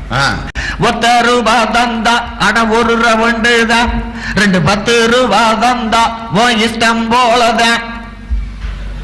யார் சொல்றது? இப்படின்னு ஒரு பொம்பளையாள சினிமா பாட்டு பாடுதே நடுவர் அவர்களே. 2 10 ரூபா கொடுத்து அவன் இஷ்டம் போல இருந்தா ஏன் நடுவர் அவர்களே எய்ட்ஸ் வராது? இதுக்கு மூல காரணம் யார்? ஆகவே நடுவர் அவர்களே, ஏகப்பட்ட ஆசைப்பட்டு இன்னைக்கு எந்த நிலையில பார்த்தாலும் வீணா போன நிலையில இருக்கிறது. பெண்கள் தான் நடுவர் அவர்களே, பெண்களே பெண்களே பெண்களே என்று சொல்லி வாய்ப்பளித்த நல்லுள்ளங்களையும் வாய்மொழி கட்ட உங்கள் அத்தனை பேர்களையும் வணங்கி விடைபெறுகிறேன். நன்றி, வணக்கம். ஆம்பளையினுடைய ஆசைப்படி என்ன நடந்திருக்கும்னா, வெள்ளை அடிக்கிற பெயிண்ட் கலர் வேணா ஆம்பளை ஆசைப்பட்டிருப்பேன், அவ்வளவுதான். வெள்ளை அடிக்கிற டிஸ்டம்பர் கலர் இந்த கலர்ல அடிக்கலாம் அப்படின்னு இருப்பார். பெரும்பாலான விஷயங்களை இன்னைக்கு முடிவு செய்யறது அவங்க தான். அவங்க சரியா ஆசைப்பட்டா வீடு நல்லா இருக்கும், அளவில்லா ஆசைப்பட்டா வீடு மோசமா போயிடும் அப்படின்னு சொல்லி இந்த மாதிரி சொன்னார். ஒரு வீட்டில் இருக்கக்கூடிய பொருள்ல ஆண்கள் ஆசைப்படுற பொருள் எது, பெண்கள் ஆசைப்படுற பொருள் எதுங்கிறத நீங்க பார்த்தாலே கண்டுபிடிச்சிடலாம். ஒரு தீபாவளியில துணி எடுக்கிறதுல கூட வித்தியாசமான ஆசை, பேராசை, அளவில்லா ஆசை. ஆம்பளை பையனுடைய ஆசை எதுல நிக்கும் அப்படின்னா, வேட்டு. சாதாரண வேட்டை வந்து ஒரு லட்சுமி வெடி வாங்கித்தானே அவங்க அம்மாட்ட தொந்தரவு பண்ணுவேன், அவ்வளவுதான். பொம்பளை பிள்ளைய பக்கத்து வீட்டு பொண்ணோட பாவடை காமிச்சு அவங்க அப்பாவை ஒரு கௌரவ பிரச்சனை ஆக்கிருங்க. எப்பா நீங்க தாசில்தாராம்ல? ஆமா. பக்கத்துல வீட்டுக்காரர் என்ன பியூனு, அந்த பிள்ளை பாவடை பாருங்க. ஆமா, அதுக்கு என்ன, அந்த பாவடை மாதிரி ஒரு காவாசியாவது எனக்கு வாங்கி கொடுத்துருக்கியாப்பா? இருப்பா என்ன நீலாம் சொல்லு, வெளியே சொல்லாதப்பா தாசில்தாருன்னு. சரிப்பா, இந்த இரு வாங்கி கொடுத்துட்டு அப்புறம் பேசு, இல்லாட்டி நான் எங்க அப்பா பியூனு எங்க பள்ளிக்கூடம் பூரா சொல்லிடுவேன் அப்படின்னு. இந்த இப்ப என்ன இந்த வாங்கி தர்றேன். இந்த கௌரவத்துக்கு ஆளாகி ஒரு சின்ன பிள்ளை பாருங்க, பக்கத்து வீட்டை காமிச்சு இது அது வாங்கித்தா இது வாங்கித்தானு ஆசைப்படுவது பூரா யாரு? பொம்பளை பிள்ளையன்னார் அவருடைய பாயிண்ட் இது. ஒரு பாட்டை வேற சொன்னார். அடுத்தாத்து அம்புஜத்தை பார்த்தேடா, அவ ஆத்துக்காரர் கொஞ்சுறத கேட்டேடா, அடிச்சாலும் புடிச்சாலும் அவ ஒன்னா சேர்ந்துக்கிறா, அடிச்சது கொன்னு புடிச்சது கொன்னு புடவைய வாங்கிக்கிறா, பட்டு புடவைய வாங்கிக்கிறா. பேசாம இருக்க வேண்டியதானே? இவன் சொல்றான் அந்த பொம்பளை பத்தி, மூன்றெழுத்த 3 சோகம் பார்த்தது நீ தாண்டி, சினிமாவுக்கே சம்பளம் போனா புடவைக்கு ஏதடி, பட்டு புடவைக்கு ஏதடி. அப்புறம் தான் கடைசி முடிவு சொல்றான், அடுத்தாத்து சங்கதி எல்லாம் நமக்கேண்டி, அவன் சம்பளம் பாதி கிம்பளம் பாதி வாங்குறாண்டி. பேசாம இருக்க வேண்டியதான அதுக்கப்புறமாவது உடனே, ஓ ஏட்டிக்கு போட்டி பேசாதேடி பட்டு, பேசினா என்ன விட்டேளா ஒரு குட்டு, ஆத்திரம் வந்தா பொல்லாத வண்டி சிட்டுன்னு சப்புன்னு அரைஞ்சொன்ன அழுதுகிட்டே என்ன பாடும் தெரியுமா, அடுத்தாத்து அம்போஜத்தை பார்த்தேல, அவ ஆத்துக்காரர் கொஞ்சுறத கேட்டு அழுதுகிட்டாவது பார்த்து வாங்கிட்டாயா, நீ அடிச்சாலும் பரவாயில்ல விஷயத்தை வாங்கி கொடு. பெண்களை திருத்த முடியுமா? கேட்டிருக்கிறார் பயங்கரமா கேள்வி, 4 கேள்வினால நறுக்குன்னு கேட்டிருக்காரு. இவருக்கு பதில் சொல்லணும்னா கண்டிப்பா ஒரு பெண் பதில் சொன்னா தான் சரியா இருக்கும். அதனால அளவில்லா ஆசையால் அதிகம் அவதிப்படுபவர்கள் ஆண்களே அப்படிங்கிறதுக்கு பதில் சொல்ல ஒரு பெண் வருகிறார். சகோதரி சுதா மீனாட்சி, வாங்க. ஆரம்பத்திலே ஒருத்தர் கை தட்டுறாருன்னா அவங்க சீக்கிரம் உள்ள போறாங்கன்னு அர்த்தம். ஆனா நீங்க அப்படி இல்லை, நல்ல இலக்கிய உலகத்திற்குள் உள்ளே போக போகிறீர்கள் அப்படிங்கிறத வரவேற்று திருச்சி மக்கள் கை தட்டுறாங்க. நன்றி நடுவர் அவர்களே, என்னை பத்தி ஏதோ புகழ்ந்ததுக்கு. நான் உங்களை பத்தி ஒண்ணு சொல்லலான் இருக்கிறேன். மதுரை பாண்டிய மன்னனாக வீற்றிருக்கும் நடுவர் அவர்களே, நான் இந்த ஏன் பாண்டிய மன்னன் சொன்னேன் நீங்க கேட்கணும். ஏன் சொல்லுங்க. இந்த பட்டிமன்றம் எப்ப ஆரம்பிச்சிச்சு? ஏதோ மணிமேகலை காலத்திலே ஆரம்பிச்சதாக புராணத்துல சொல்றாங்க. இப்ப நீங்க புராணங்களை சொல்றீங்க, நாங்க புராணத்துல இருந்தே வரோம். திருவிளையாடல் புராணம்னு நீங்க எல்லாம் கேள்விப்பட்டிருப்பீங்க. அப்ப என்ன பண்ணாருன்னா, பாண்டிய நாட்டு மன்னன் பெண்களின் கூந்தலுக்கு இயற்கையா மனம் இருக்கா இல்லையான்னு மக்கள் கிட்ட ஒரு பட்டிமன்றத்தை வச்சாரு. அன்னைக்கே தொடங்கிருச்சு பட்டிமன்றம். நாட்டுக்கு ரொம்ப தேவையான பட்டிமன்றம் ராஜா நடத்திருக்காரு அன்னைக்கு. பெண்களின் கூந்தலுக்கு இயற்கையிலேயே மனம் உண்டா இல்லையா, கடவுள் பிரச்சனை தீர்த்து வச்சிருக்காரு பாரு. அங்க எப்படி அவர் எப்படி மக்களுக்கு வாய்ப்பு கொடுத்தாரோ அதே மாதிரி திருச்சி மக்களான எங்களுக்கு நீங்க வாய்ப்பு கொடுத்ததுனாலதான் உங்களை மதுரை பாண்டியன்னு சொன்னோம். அதுவும் இல்லாம ஒரு சிறு புலவர் தருமிக்கு எப்படி பொற்கிளிய பரிசு வழங்குனீங்களோ அது மாதிரி எங்களுக்கு வழங்குவீங்கன்னு ஒரு நம்பிக்கை தான். அதுல அதையும் வச்சுக்கோங்க. அதனாலதான் உங்களை சொன்ன மதுரை பாண்டியன்னு. வந்தாரு புலவர் குயிலன், வந்தாரு. வந்துட்டு என்ன சொன்னாரு, மாமா. மாமாங்கிறதுக்கு அர்த்தம் தெரியுமா அவருக்கு? தெருவுல நிக்கிறாங்க பாரு, மாமான்னு சொன்னா அதுக்கு வேற அர்த்தம். அவங்களாலதான் எய்ட்ஸே வருது. யாரையா சொல்லுங்க, மாமின்னு ஒருத்தங்க இருக்கிறாங்க அவங்களுக்கு எய்ட்ஸ் வருதுன்னு அவங்களால சொல்ல முடியாதுங்க. மாமின்னா என்ன சொல்லுவீங்க? அந்த வீட்டுல மகாலட்சுமி மாதிரி ஒரு மாமி இருக்குது, மகாலட்சுமி மாதிரி இருக்குதும்பீங்க. எந்த மாமாவையாவது மகாலட்சுமி மாதிரி இருக்குன்னு சொல்லுவீங்களா? கேக்குறாருல, நாட்டுல எய்ட்ஸுக்கு காரணமா இருக்கிறது பூரா மாமா தானையா அப்படின்னாரு. எங்கேயாவது அத்தை இருக்கா? அதை தொடங்கி வைக்கிறது, அந்த தொழிலை நடத்திக்கிட்டு இருக்கிறது, அந்த ஃபேக்டரிக்கு மேனேஜரா இருக்கிறதே ஒரு மாமன் தானே. உண்மையிலே இதை நீங்க சொல்லி நாங்க தெரிஞ்சுக்க வேண்டியிருக்கு பாருங்க, காலத்தினுடைய கட்டாயம். அடுத்தது அவர் சொன்னாரு பட்டு புடவை வாங்குறாங்க பொம்பளைங்கன்னு. அதுக்கு நீங்களும் சொல்றீங்க பட்டு புடவை பொம்பளைங்க வாங்குறாங்க, அது ஆசை இல்லையான்னு. ஆசை எல்லாத்துக்கும் இருக்கத்தாங்க செய்யும். நாங்க என்னத்துக்கு பட்டு சேலை வாங்குறோம் உங்களுக்கு தெரியுமா? தெரியாம தானமா இவ்வளவு காலமா இருக்கிறோம் நாங்க. சொல்லுங்க. பழசாயிருச்சுன்னா பாதி விலைக்கு வித்துருவோம் ஜருகிய, அதனாலதான் தேடி புடிச்சு வாங்குறோம். உங்க வேட்டிய பாதி விலைக்கு விற்க சொல்லுங்க பாக்கலாம். ஊடு துடைக்க கூட ஆக மாட்டேங்குது.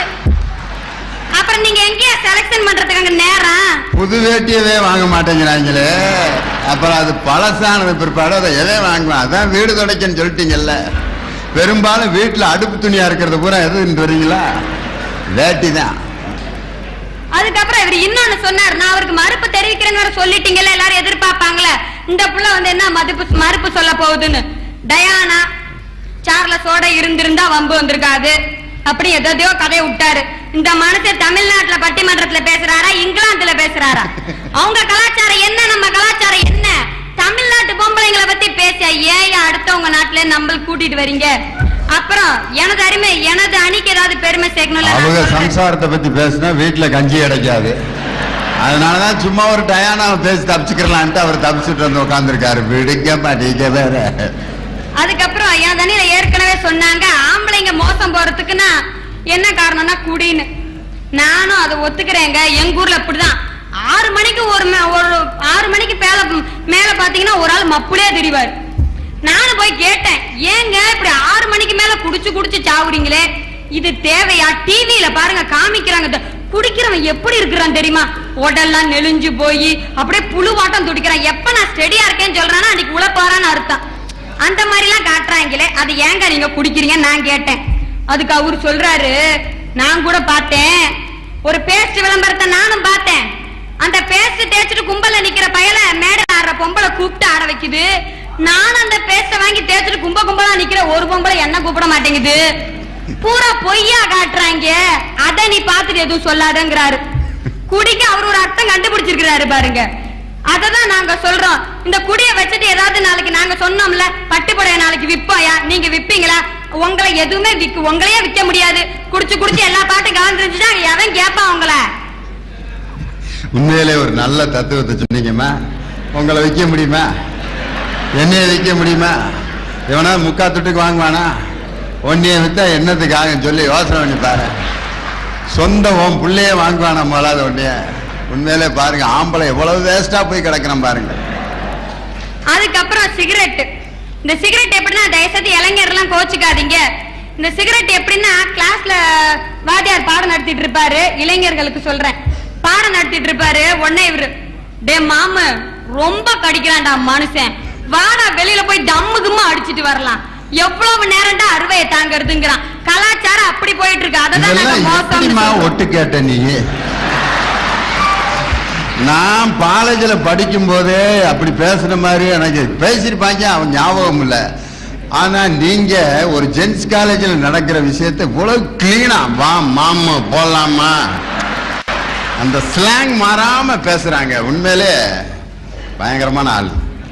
அதுக்கப்புறம் நான் அப்படிதான் போய் கேட்டேன், ஏங்க புகை பிடிக்க கூடாதுன்னு போட்டிருக்குது, ஒரு இடத்துல போட்டிருந்துச்சு புகை பிடிக்க கூடாதுன்னு. நான் போய் கேட்டேங்க, நீ அதான் புகை பிடிக்க கூடாதுன்னு போட்டிருக்காங்களே, அதை ஏங்க பிடிக்கிறீங்கன்னு. பாப்பா நீ சொன்ன பாரு, இந்த ஒரே காரணத்துக்காக தான் அந்த கன்றாவிய பிடிக்காம வெளியில விட்டுக்கிட்டு இருக்கிறேன் புகைய. என்ன சொல்றாரு, புகைய நீ பிடிக்க கூடாதுன்னு சொல்ற ஒரே காரணத்தால்தான் அதை பிடிக்காம நான் வெளியில விட்டுக்கிட்டு இருக்கிறேங்கிறாரு. அப்படி போயிட்டு இருக்குது கலாச்சாரம். அடுத்தது லாட்டரிய பத்தி நான் கண்டிப்பா சொல்லி ஆகணுங்க. ஏன்னா டிவில சொல்றாங்க, ஒரு லாட்டரிக்காரர் பேட்டி கொடுக்கறாருங்க டிவில. என்னன்னு பேட்டி கொடுக்கறாரு? பேட்டியெல்லாம் கொடுக்க முடியாது, சேல்ஸ் சும்மா குண்டக்க மண்டக்கான்னு விக்குது. 90 கிலோ தங்கம், 1 கோடி ரூபாய் பணம். எங்க போகுது? இங்க பாத்தீங்கன்னா அந்த லாட்டரி கிட்ட நிக்கிறவங்க பூரா ஆம்பளைங்க தான். ஆனா கடைசி ஒரு பிள்ளை வந்து கேட்க, எனக்கு ஒண்ணு. நீங்க அதுக்குதான் நான் சொல்றேன், இந்த தலைப்பை கொஞ்சம் தயவு செஞ்சு இன்னொரு தடவை படிச்சு பாருங்க. பெரிதும் மோசம் போவர்கள் தான் கேட்டிருக்குது. 1-2 பொம்பளைக்காக இங்க வந்து பேசிட்டு இருக்காதீங்க. பெரிதும்ங்கிற வார்த்தையை நோட் பண்ணிக்கங்க. நடுவருக்கு புத்திமதியா, திருச்சிக்கே மலைக்கோட்டை, திருநெல்வேலிக்கே அல்வா, திண்டுக்கல்லுக்கே பூட்டு. இப்ப நடந்திருக்கதா? இப்ப நாங்க கொடுத்துக்கிறது திண்டுக்கல்லுக்கே அல்வா. அதத்தான் இப்ப நாங்க கொடுத்துக்கிட்டு இருக்கிறோம். அடுத்தது இந்த லாட்டரி சீட்டு இன்னொன்னு கூட சொல்லணுங்க. இந்த சொரண்ட லாட்டரி, அவர் வந்து எங்க அணித்தலைவர் நல்லா பேசிட்டு போயிட்டாரு. நான் அதை பத்தி இனிமே சொல்லணுங்கிற அவசியம் இல்ல. இருந்தாலும் ஆம்பளைங்க பூரா பாத்தீங்கன்னா பையில காசை வச்சுட்டு சொரண்ட லாட்டரியாம்ல வந்திருக்கிறாம்ல, ஆனா அவரை எடுத்து போட்டு இப்படியே சொரண்டிக்கிட்டே இருப்பாங்க. சொரண்டி இந்த கை மொனையா போச்சே தவிர எவனுக்காச்சும் பழம் விழுந்துச்சா சொல்லுங்க. பணம் மேல பூரா பணம் அங்க போய் அழிச்சிட்டு வந்துடுறாங்க. அதெல்லாம் வந்து நல்ல ஆசையா? அதுக்கப்புறம் அவர் வந்து ஒரு பாட்டை சொல்றாரு, சின்ன சின்ன ஆசை, இதுல என்ன தப்பு இருக்குதுன்னு இவர் வந்து இங்க பாடுறாரு. அங்க என்ன சொல்றோமா, அது என்ன, வெண்ணிலவை தொட்டு முத்தமிட ஆசை, அதுல என்ன தப்பு இருக்கு? நாங்க அதுல ஒரு அறிவியல் வளர்ச்சியை சொல்லிக்கிட்டு இருக்கிறோம். அந்த பாட்டை ஏயா நீங்க வந்து குறை சொல்றீங்க? இதுக்குதான் இந்த தமிழையாவெல்லாம் பேசிட்டு வரக்கூடாதுங்கிறது. அறிவியல் வளர்ச்சிய அருமையா சொல்லிக்கிட்டு இருக்கிறாங்க. வெண்ணிலவை தொட்டு முத்தமிட ஆசை, இன்னும் பெண்கள் ஆசைப்பட்டு சூரியனவே நாங்க முத்தமிடுவோம். இதெல்லாம் கண்டுக்கப்படாதியா நீ? இது எப்படி அறிவியல் வளர்ச்சின்னு கேட்டீங்கன்னா, எம்மா முதல்ல நிலாச்சோறு ஊட்டிக்கிட்டு இருந்தோம், அப்புறம் நிலாக்கே போயிட்டு வந்துட்டாங்க பூரா ஆம்பளை. அது அப்புறம் இருக்கட்டும், இப்ப நம்மளே போய் நேரா நிலாக்கு முத்தம் கொடுக்கலாம், பெண்களுக்கு ஊக்கம் கொடுத்துக்கிட்டு இருக்கிறோம். அந்த பாட்டை வந்து நீங்க குறை சொல்லிக்கிட்டு இருக்கிறீங்க. என்ன அர்த்தம்? தெரியாம சொல்லிட்டாரு, விடுமா. நீங்க சொன்னதுக்கு நான் பதில் சொல்லிக்கிட்டு இருக்கிறேன். அப்புறம் சொல்லுவீங்கல்ல, இந்த பொண்ணு நான் பதிலே சொல்லல, இது என்னத்த பேச்ச வந்துச்சு, நீங்க கேட்டப்படாது பாருங்க. அதுக்காக தான் இப்ப இவ்வளவு ஆண்கள் அவருக்கு பெண்கள் அணிய தூக்கி மட்டமா பேச வந்தாரு. அதுல எதுவுமே மட்டம் இல்ல. அவர் என்னத்தையோ சும்மா பேசணுமே வந்திருக்கிறாரு நான் நினைக்கிறேன். அங்க இருந்து பாவம் அவரு வீட்டுல இருக்கிற கஷ்டம் தாங்காம பொண்டாட்டி எங்கேயா கொண்டு போய் கோத்து விட்டு அந்த பொம்பளை ஒரு நிமிஷமா திட்டு வாங்க வச்சிருந்தமையான்னு வந்திருக்கிறாரு. அவருக்கு பதில் சொல்ல நாங்க வரல. பொதுவா ஆண்கள் ஆசையால், அதிக அளவு ஆசையால் மோசம் போவது ஆண்கள் தான். அடுத்தது எய்ட்ஸ் எல்லாம் சொன்னாங்க. இந்த எய்ட்ஸ் பாத்தீங்கன்னா அவங்களே சொன்னாங்க, ஒருத்தனுக்கு ஒருத்தின் இருந்தா ஆசை வராது அப்படின்ட்டுலாம் சொன்னாங்க. இப்ப இந்த உலகத்தை எடுத்துக்கிட்டீங்கன்னா 90% எய்ட்ஸ் யாருக்குன்னா ஆம்பளைங்களுக்கு தான் இருக்குது. காரணம் ஆசையோட தெரியறத இவங்கதான். கிராமத்துல இதுக்காக ஒரு பழமொழி வச்சிருக்காங்க, மீச நிறைச்சாலும் மாமனுக்கு ஆசை நிறைக்காது இல்ல. பழமொழி வச்சிருக்காங்க. பெரியவங்களுக்கு எவ்வளவு மட்டு மரியாதை பத்தியா? நீங்க பேசுங்கம்மா. அதனால இவங்க என்ன சொல்றாங்க, மீச நிறைச்சாலும் ஆசை நிறைக்காதுன்னா காரணம் என்ன? அப்புறம் ஆசை முத்துச்சுன்னா எய்ட்ஸ் வரும் தெரியாம இந்த பழமொழியை வச்சிருக்கிறாங்க அப்படின்னு சொல்லி வாய்ப்பளித்தமைக்கு நன்றி கூறி விடை பெறுகிறேன். நன்றி, வணக்கம். உண்மையிலே ஆம்பளைய ரொம்ப மோசம் போயிருக்கிறான். பெண்கள் ஆசைப்பட்டால் அது நன்மையில் முடியும், ஆண்கள் ஆசைப்பட்டு ரொம்ப மோசம் போயிருக்காங்கன்னு குடி ஒன்ன சொன்னாங்க பாரு. அதை குடிக்கிறதுக்கு அவன் சொல்ற காரணம், புகை விடுறதுக்கு அதை சொல்ற காரணம், தண்ணி போடுறதுக்கு ஒவ்வொருத்தனும் ஒரு காரணம் வச்சிருப்பான். ஒருத்தன் தண்ணி போட்டு வந்தான், ஏன்டா தண்ணி போடுற? என் மனைவிக்கு சவிக்கம் இல்லை, ரொம்ப வேதனை தாங்க முடியல, அதை மறக்கிறதுக்காக ஒரு 200 போட்டா தான் எனக்கு அந்த வேதனை மறக்கும். திருப்பி அடுத்த வாரம் ஊத்திக்கிட்டு இருந்தேன், என்னடான்னா என் மனைவிக்கு சௌரியம் ஆயிடுச்சு, அந்த சந்தோஷத்தை கொண்டாட வேணாமா, அதுக்கு தண்ணியை போடுறேன். ஒரு வாரம் கழிச்சு திரும்ப ஊத்திக்கிட்டு இருந்தேன் அழுதுகிட்டேன். என்னடான்னு கேட்டா என் மனைவி இறந்து போச்சு, துக்கம் ஓவர் ஆயிடுச்சு, அதான் ஒரு ஃபுல்ல வாங்கி இறக்கிட்டு இருக்கேன். திரும்ப ஒரு 15 நாள் கழிச்சு தண்ணியை போட்டுக்கிட்டு என்னன்னா, என் மனைவி இறந்ததுனால எங்க அத்தை மகளே என்னை கல்யாணம் பண்ணிக்க சொல்லிட்டாங்க, அந்த சந்தோஷத்தை கொண்டாட வேணாமா மாப்பிள்ள, ஊத்திக்கிட்டு இருக்கேன். இந்த ஊத்துறதுக்கு ஒரு காரணமே இருக்காது, ஏதாவது ஒரு ரீசனை சொல்லி சொல்லி அதுக்கு அடிச்சுக்கிட்டு இருக்கிறது. ஆபீஸ் கட்டணம் மாறிச்சான், அதுக்கு உட்காந்து 10 பேர் தண்ணி அடிச்சுக்கிட்டு இருக்காங்க. எங்க ஆபீஸ் வந்து ஏ பிளாக்ல இருந்து பி பிளாக்கு போயிடுச்சு, அதுக்காக நாங்க பார்ட்டி வச்சுக்கிட்டு இருக்கோம். என்னடா முன்னால 3 பாட்டில் வச்சிருக்காங்க. இது ஒரு பெரிய கொண்டாட்டம், ஏதாவது ஒரு காரணம் வேணாமா, அதை வச்சுட்டு சாப்பிட வேண்டியதான். இந்த தண்ணி போடுற பழக்கம் ஆண்களா பெண்களா அப்படின்னு கேட்டாங்க. அந்த ஆசையினால உடம்பை கெடுத்து கொண்டிருப்பது, சமுதாயத்தை கெடுத்து கொண்டிருப்பது யார் கேட்டாங்க. அருமையான கேள்வி, ஒரு கேள்வினால. இனி அந்த பெண்ணுக்கு பதில் இன்னைக்கு ஒரு பெண் தான் சொல்லி ஆக வேண்டியிருக்கு. ஏன்னா ஒரு பெண் கேட்கிற கேள்விக்கு பல ஆம்பளைகளால இன்னைக்கு பதிலே சொல்ல முடியாம அதை எதுவும் கேட்டு அங்கிட்டு ஓட ஒடியார வருவாரு போவாரு, இந்தா உட்காரு எந்திரி, கூட்டம் நடக்குமா நடக்காதா, நடக்கிற மாதிரி தெரியுது தெரியல, போ வா வரலாமா, வரந்தாலும் வரும், இல்லாட்டி இல்ல, எப்ப நாளைக்கா நாளை மறுநாள சொல்ல முடியாது. இப்படியா? அப்படி இல்லை. ஒரு பெண்ணின் கேள்விக்கு ஒரு பெண்ணையே பதில் சொல்ல வைப்போம். வாருங்கள் சுபா அவர்களே, தைரியமா வாங்க. அளவில்லா ஆசையால் மோசம் போனவர்கள் நாங்கள் தான் அப்படின்னு பேச வர்றாங்க. பெண்களே அப்படின்னு. ஏன் உடம்புறவா தோழி வந்த ரூட்டுக்கே நானும் வரேன். உடன்புறவா தோழி வந்த ரூட்டுக்கே நானும் வரேன். நல்ல வேலை. பாண்டிய மன்னர் அவர்களுக்கு வணக்கம். ஐயா, பெண்களின் கூந்தலுக்கு இயற்கையிலே மனம் உண்டுன்னு அந்த ஆளு தப்பா தீர்ப்பு கொடுத்துட்டேன். அதனால்தான் நீங்க அந்த தர்மிக்கு பொற்கிளியை தூக்கி அள்ளி அள்ளி கொடுத்தீங்க. அது தப்பு நடுவர்களே. பெண்களின் கூந்தலுக்கு எங்கேயாவது இயற்கையிலே மனம் உண்டா? கிடையாதுயா. போய் 4 நாள் குளிக்காம இந்த பொண்ணு பக்கத்துல போங்க, கப்பு தாங்குது, அப்படியே நவுத்துருவீங்க. அதை விட்டுட்டு அது என்னம்மா கப்பு? அதான் அதான் சார் நாத்தம். சரி சார், அதாவது இந்த குளிர்காலத்துல உங்களுக்கு அப்படியே தூக்கி ஐஸ தூக்கி வச்சுட்டு வந்துட்டாங்க என் சகோதரி, உடன்பிறவா சகோதரி. வச்சாலும் வச்சாங்க, பெரிய ஐஸா வச்சாங்கய்யா. அதுக்கெல்லாம் உருக மாட்டீங்க நீங்க, எனக்கு தெரியும்ல சார். காரணம் என்னன்னா நான் உடன்பிறவா சகோதரன் சார். அப்புறம் வந்து நிறைய எல்லாருமே பேசினாங்க. நான் சொல்றேன் சார், அதிகமான ஆசையினால அதிக அளவு மோசம் போது பெண்கள் தான் சார். அல்லல் உருவது பெண்கள் தான் சார். ஒண்ணும் இல்ல சார், இந்த பெண்களுக்கு வந்து இயற்கையிலே உணர்ச்சி வசப்படக்கூடிய தன்மை ரொம்ப அதிகம் சார். அது எப்படி பாத்தி எங்கதான் பொத்தி பொத்தி வச்சிருப்பாங்களோ தெரியாது. ஏதாவது ஒரு சொல்லிட்டா போதும் அப்படியே ஊத்துவாங்க பாருங்க அந்த அழுவாச்சி. ஐயோ அப்பா தாங்க முடியாதுடா சாமி, அப்படி ஊத்துவாங்க அழுவாச்சி. அது எப்படின்னா இந்த அழுவாச்சியை வச்சு பயன்படுத்தி ஒரு அதாவது நம்ம திரையுலகில் ஒரு ட்ரூப் இருக்கு சார். அப்படியே பெண்களை உணர்ச்சி வசப்படுத்தி அப்படியே இந்த சேர்ல கம்மு போட்டு உட்கார வைக்கிறாங்களோ உட்கார வைக்கிறாங்க. எப்படின்னு கேளுங்க, கதையை டிஃபரண்டா எடுத்திருக்கோம். எப்படியா, கதையே இல்லாம படம் பண்றோம்ல, திரைக்கதையே இல்லாம காட்சி அமைப்பு வைக்கிறோம்ல, 20ஆம் நூற்றாண்டின் இணையற்ற கிளைமேக்ஸ் போட்டுட்டு முடிவே இல்லாத கிளைமேக்ஸ் வைக்கிறோம்ல அப்படிங்கிறான்.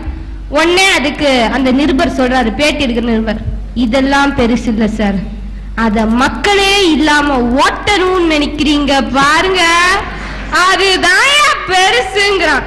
முன்னெல்லாம் உணர்ச்சி வசப்படுறதுக்கு ஒரு ட்ரெண்ட் இருந்துட்டு ஆஃப் ட்ரவுசரை போட்டுக்கிட்டு அப்படியே சாயிங் சாயிங்னா அப்படியே மக்கள் உணர்ச்சி வசப்பட்டு போயிடுவாங்க. இப்ப கொஞ்சம் ட்ரெண்ட் மாறி இருக்கு, ஒரு வேட்டி சட்டை தான் அப்படியே ஒரு லுக்கா இருக்கு.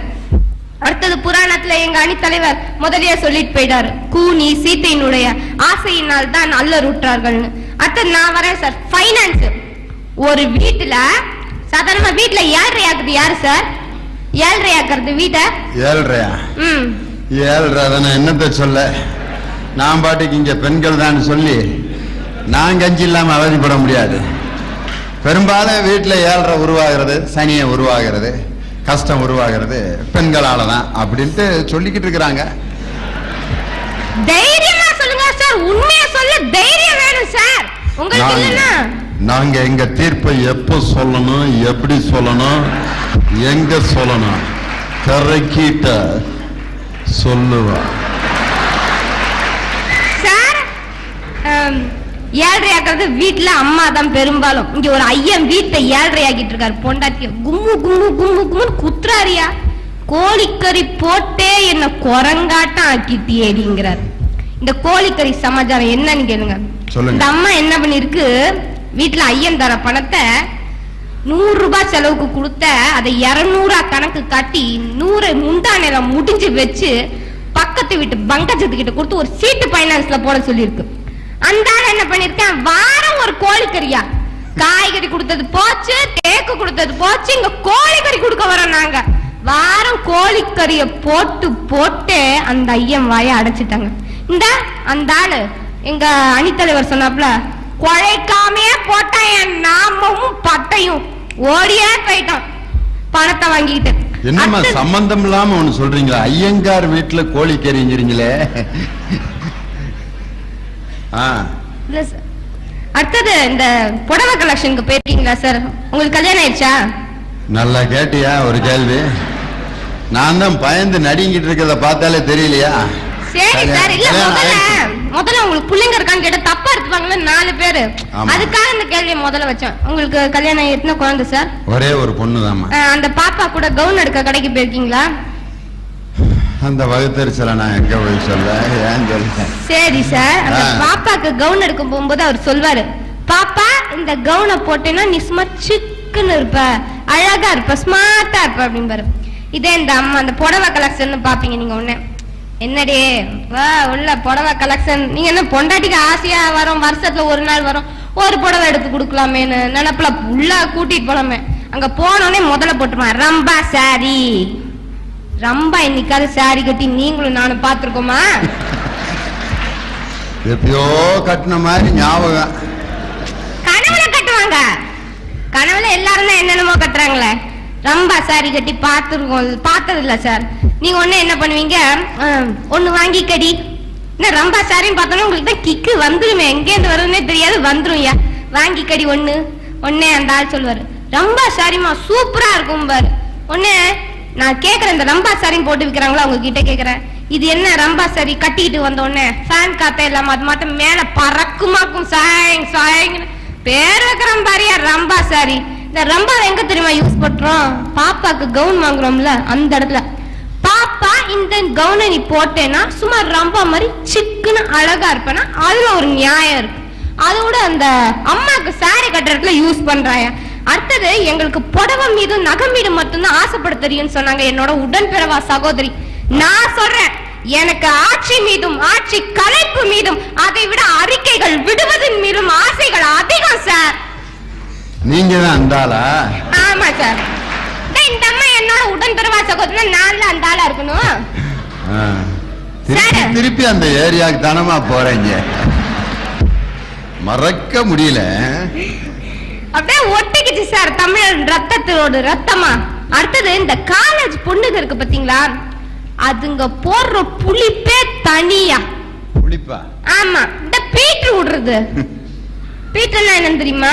என்னம்மா நீங்க திருச்சி லாங்குவேஜ் எல்லாம் சொல்றீங்க, எனக்கு ஒண்ணுமே புரிய மாட்டேங்குது. அது வந்து இந்த பந்தா காட்டுறது சார். அப்படி இந்த திருச்சியில இதுக்குன்னே ஒரு காலேஜ் கட்டி வச்சிருக்காங்க பாருங்க. அப்படி இந்த பசங்க ஒரு ஓரமா அவங்க மட்டும் பேசாம இருந்தா கூட இந்த ஆல்பம் திஸ் இஸ் வாட்சியா இந்த அம்மா பேசுது. பசங்க இருக்காங்களா, ஒரு மதிப்பு வேணும்ல, பேசுது பாருங்க.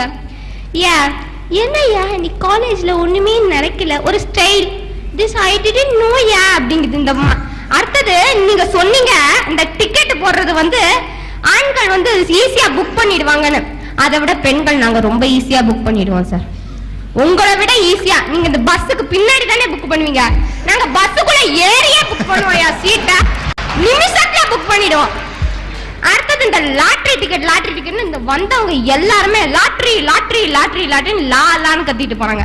நான் சொல்றேன், அந்த லாட்டரி கட்டுற விக்கிற அந்த ஓனர் ஒருத்தர் உட்காந்துருப்பாங்க பாத்தீங்களா, அந்த அம்மா ஒரு பொம்பளை.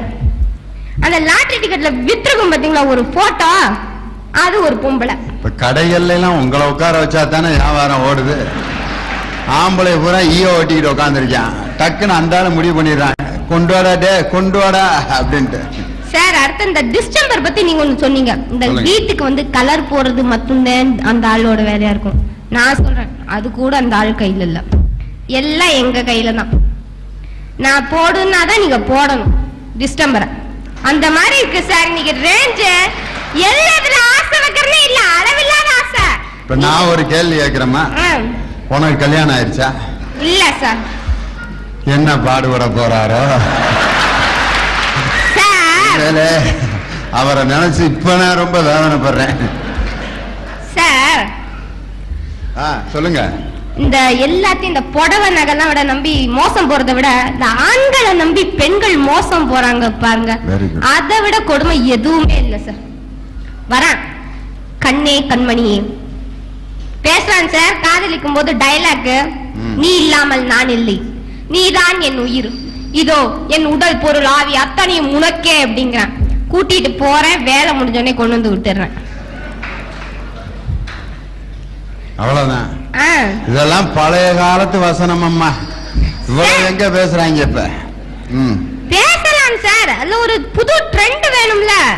அந்த காலம் கூட்டிட்டு போற அளவுக்கு முன்னே இருக்க மாட்டேன், இப்ப நாங்க கூட்டிட்டு போறோம்ல, நீங்க பார்த்து பாராட்டணும் சார். அடுத்தது ஒரு தனிநபருடைய சுதந்திரத்துல வந்து யாருமே தலையிடக்கூடாது சார். இன்னைக்கு ஏதோ ஒருவர் திரையுலகில் ஒரு இளம் நடிகர் புகழின் உச்சியில் இருக்கிறார் என்றால் அவரை பார்த்து நம் ரசிகையாக இருக்கலாம், அவர்தான். அளவில்லாத வெறி இருக்க கூடாது, இந்த நாய் மாதிரி லொலு லொலு லொலு லொலுன்னு. எப்படிங்கிறீங்க? இந்த எங்க கிளாஸ்ல ஒரு பொண்ணு சார் கையில வச்சுட்டு லெட்டர் எழுதுது பாருங்க, என்னமோ எழுதுது அந்த அம்மா மாட்டம் ஒரு லெட்டர். யாரு? அபிமான நடிகருக்கு. அது அந்த நடிகர் பாக்குறாலோ இல்லையோ அவருக்கே தெரியாது. அவர் செக்ரட்டரி.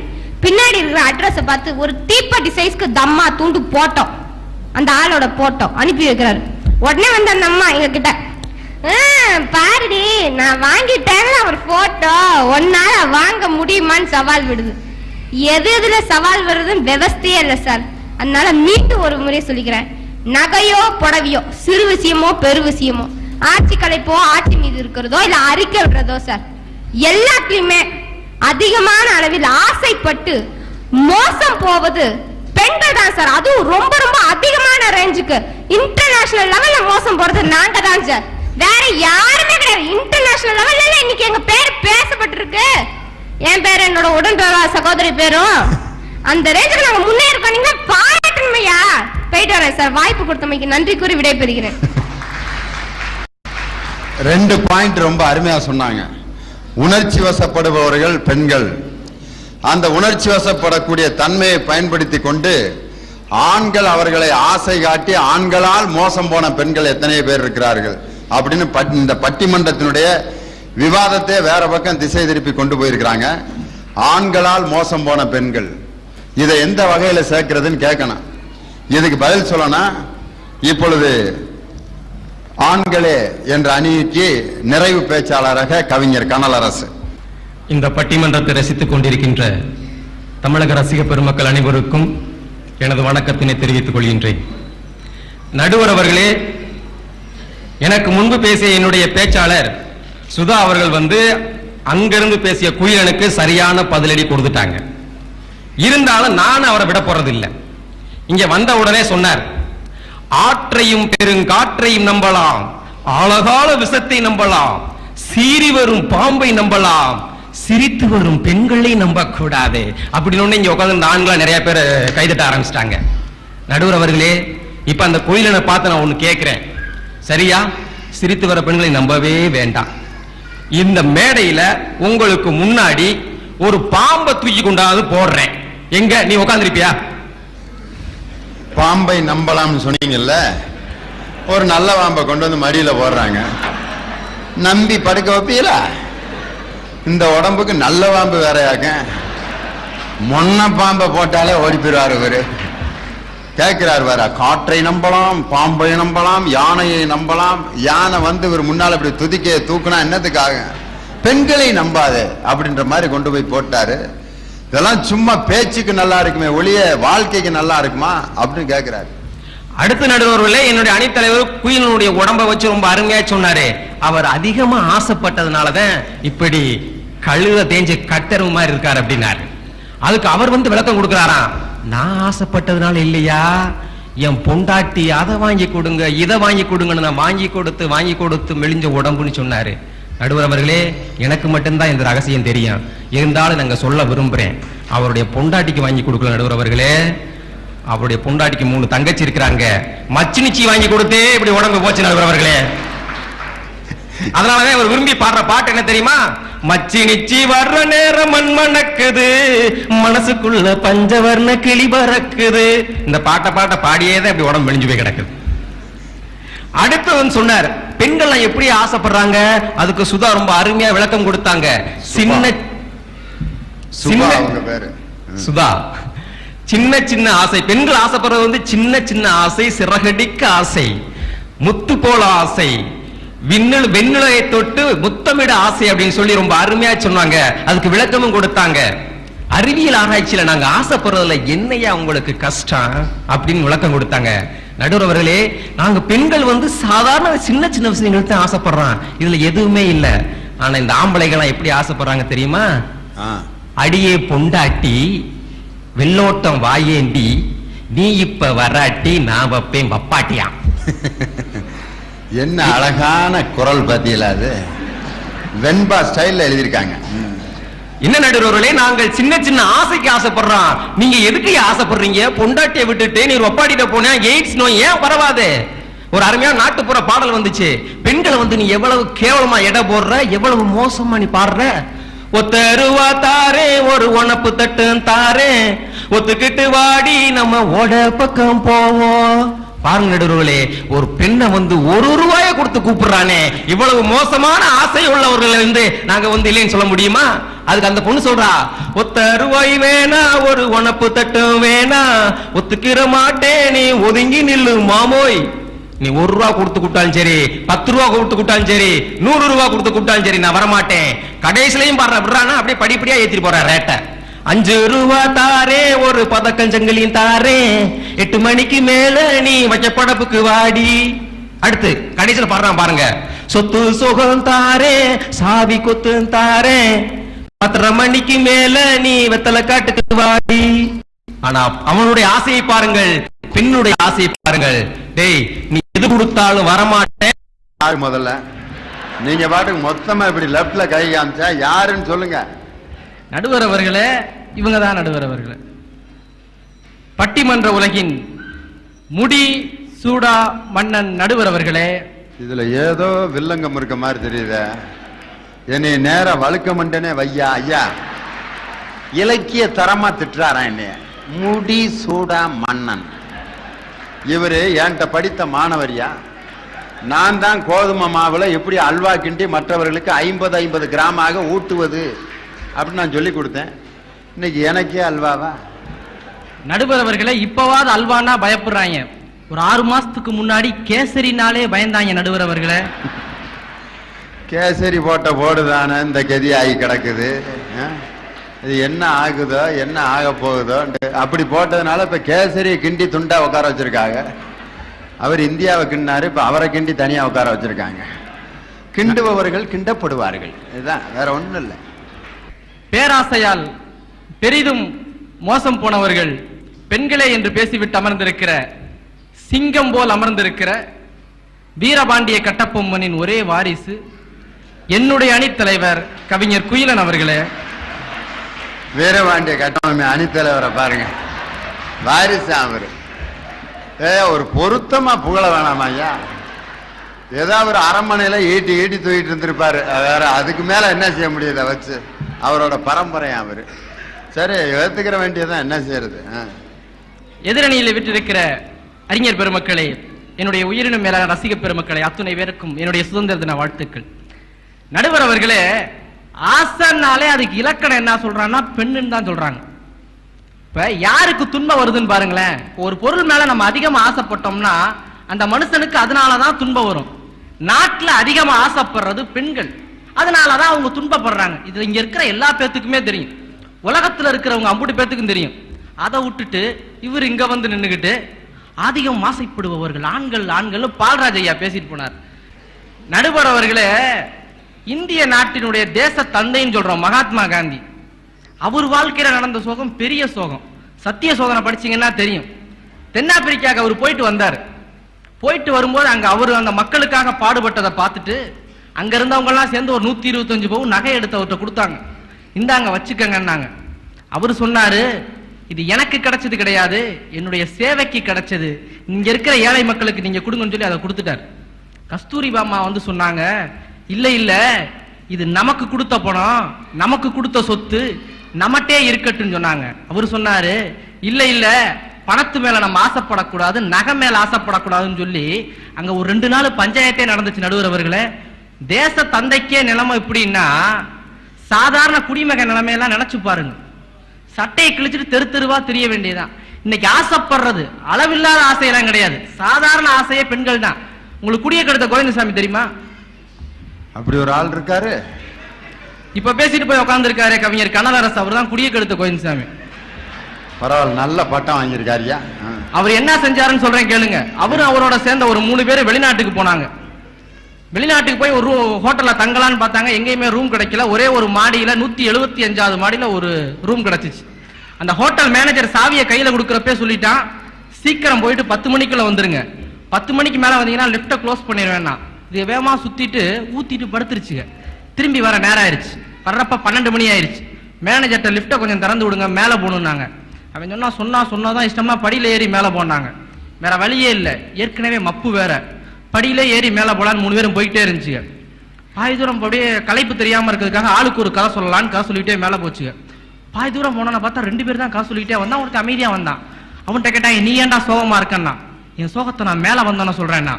மேல போனோன்னு கேட்டாங்க, ஏன்டா சோகமா இருந்தேன்னா? அவசரத்துல நான் சாவியை மறந்துட்டு கீழே வச்சுட்டு வந்துட்டேன்னா. விதியை நொந்துட்டு 3 பேரும் சாவி எடுக்கிறதுக்காக படியில இறங்கி 175 மாடி இறங்கி கீழே வந்துகிட்டே இருந்தாங்க. அப்பயும் அதே மாதிரி காசு சொல்லிட்டே வந்தாங்க. நீ அப்ப பார்த்தா அப்பயும் 2 பேர் தான் காசு சொல்லிட்டு வந்தா. ஒருத்தர் அமைதியா இருந்தான். நீ ஏன்டா சோகமா இருக்கன்னா? என் சோகத்தை நான் கீழே வந்தோன்னு சொல்றேன்னா. கீழே வந்தோன்னு கேட்டாங்க, நீ ஏன்டா சோகமா இருந்தன்னா? அவன் சொன்னா, அந்த ரூம் சாவி இல்லாமலே திறக்கும்னா. சாவியை கீழே இருந்து எடுத்துக்கிட்டு 3 பேர் அதே மாதிரி படியில ஏறி மேல போயிட்டே இருந்தானு. 175 மாடி ஏறி போயிட்டே இருந்து போயிட்டு இருக்கப்ப பார்த்தா அப்பயே 2 பேர் தான் காசு சொல்லிட்டே இருந்தா, ஒருத்தன் அமைதியா இருந்தான். இப்பயே சொல்றா பிரச்சனை ஆயிருந்தா. அதெல்லாம் முடியாது, எல்லாத்துக்கும் ஒரு ரூல்னா எனக்கு ஒரு ரூல், நானும் மேல வந்தான்னு சொல்லுவான்னா. மேல போயிட்டாங்க. அந்த ரூம் வாசல்ல நின்று கேட்டான், நீ ஏன்டா சோகமா வந்தான்னா? அவன் சொன்னா, நம்ம தங்கி இருந்த லாட்ஜ் இது இல்ல, அது எகுத்தாப்புல இருக்குன்னா. யாரு அந்த அமைதியா வந்தாலு? இந்த இவருதான் நடுவர் அவர்களே. இவர் இங்க வந்துட்டு என்ன நடக்குதுன்னே தெரியாம பேசுறார் நாட்டுல. பால்ராஜ் ஐயா சொன்னார், 10th ரிசல்ட் வந்துச்சு, +2 ரிசல்ட் வந்துச்சு, முன்ன எல்லாம் ஃபர்ஸ்ட் வாங்கினது ஆண்கள் பெண்கள் இல்லையா, பெண்கள் இல்லையான்னார். நான் முதைய சொல்லிட்டேன், நாங்கெல்லாம் ஆசைப்படுவோம், அளவுக்கு அதிகமா ஆசைப்பட மாட்டோம். எங்களுக்கு வந்து பெருந்தன்மை ஜாஸ்தி, ஆண்களுக்கு பெருந்தன்மை ஜாஸ்தி. நாங்க என்ன செய்யறோம், பெருந்தன்மையோட பெரிய மனசோட முதல் 10 இடங்களை பெண்களுக்காக விட்டு கொடுக்கிறோம். அம்மா கேட்டீங்களா? நீங்க எப்படி ஃபர்ஸ்ட் ரேங்க் வாங்குறீங்க ரகசியத்தை தம்பி வெளியிடுறாரு. இப்ப விட்டு அனாவசியமா ஆசைப்பட மாட்டார்களாம். ஸ்ட்ராட் ரேங்க்லாம் எதுக்கு அன்னெசரியா? சும்மா பத்திரிகையில போட்டுக்கிட்டு நான்சென்ஸ். சும்மா அந்த பள்ளிக்கூடத்துல அந்த வகுப்புல ஃபர்ஸ்ட் ரேங்க் வாங்கினா பத்தாது அப்படின்ட்டு ஸ்டாண்ட் ரேங்கிங் எல்லாம் அவங்க விட்டு கொடுத்துருக்காருங்களாம். நாட்டுல பெருந்தன்மையா இருக்கிறது தப்பா? ஆசைப்படுறாங்க பாருங்க. ஆம்பளைகளுக்கு எங்கேயாவது மேக்கப் பொருள் வச்சிருக்கானா? நாட்டுல சினிமா நடிகை எல்லாம் மேக்கப் இல்லைன்னா ரோட்ல வந்தா பல பேருக்கு அடையாளமே தெரியாது. அப்படி இருக்கு. மேக்கப் பொருட்கள் பூரா பெண்களுக்கு தான், ஆசைப்படுறது பூரா அவங்க தான். ஏன்னா கரெக்டா அங்க வச்சிருக்கான். ஒரு பொருளை பார்த்துட்டா அதை வேணும் பாருங்க. தமிழ்நாட்டுல இருக்கிற முதலீடு பூரா எங்க இருக்குன்னா மேட்சிங் செக்ஷன்ல தான் இருக்கு. சேலை வாங்குறதுக்கு கூட 1/2 நாள் ஆகும், அந்த மேட்சிங் பிளவுஸ் வாங்குறதுக்கு 1.5 நாள் ஆகுது. நடுவர் அவர்களே, நம்ம என்னைக்கே இந்த மாதிரி ஆசைப்பட்டிருக்கோமா? நம்ம மேட்சிங் நடத்துற இடமே வேற இடம்.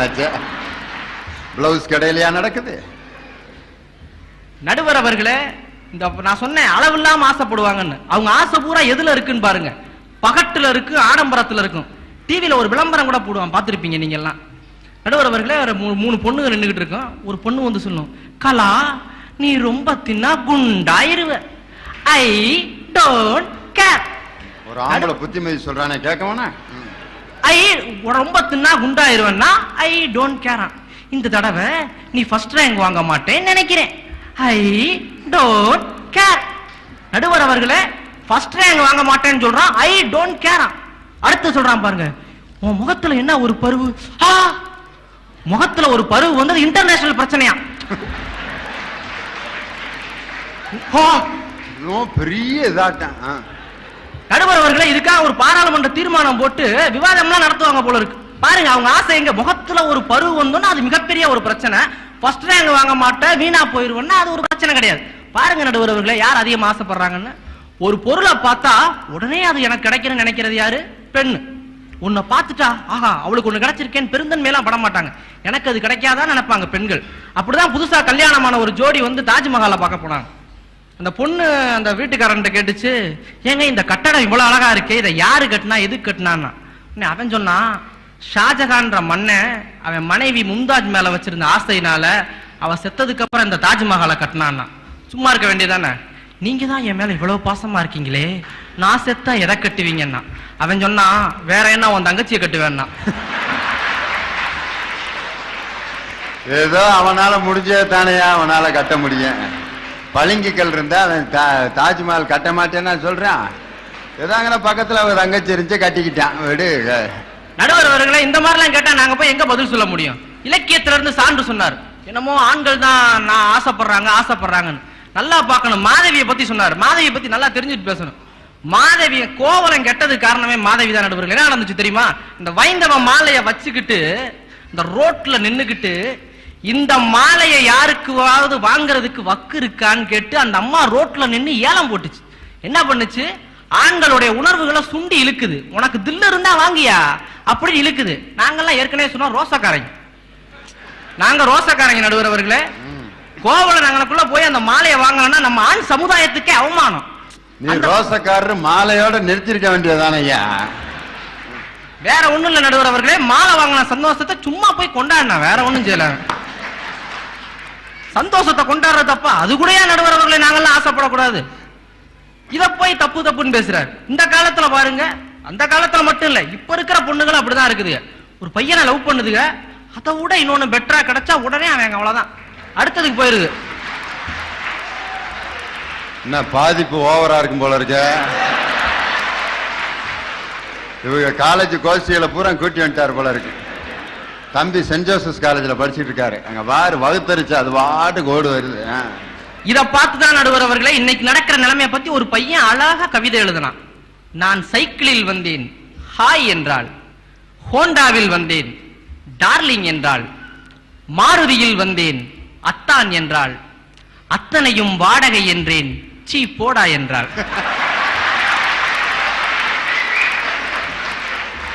அதுக்குன்னு அம்புட்டையுமே வாடகைக்கு எடுத்துட்டு போறது. அந்த பிள்ளை எப்படி வச்சு காப்பாத்துவேன் நம்ப வேணாம் ஐயா. ஆசையை பாருங்க நடுவர் அவர்களே, ஆசையை பாருங்க. இதுதான் பெண்கள் நிலைமை. சாக்ரட்டிஸ் மிகப்பெரிய அறிஞர். அவர் வாழ்க்கையில் நடந்த கொடுமை இருக்கு. அவருக்கு வந்த வாட்ச மனைவி இருக்கு. அடேங்க அப்பா பத்திரகாளி. அதுல அவருக்கு 2 மனைவி வேற. ஒரு தடவை வாசல்ல திண்ணையில உட்காந்து பேசிட்டு இருந்தார். ஆண்களுக்கு எவ்வளவு பெருந்தன்மை பாருங்க. ஆசைப்படுறத கூட பட்டது தவறா போச்சுன்னா அதை அவன் திருத்திக்குவான். ஆனா பெண்கள் அப்படி கிடையாது. வாசல்ல உட்காந்து நண்பரோட பேசிக்கிட்டு இருந்தார்.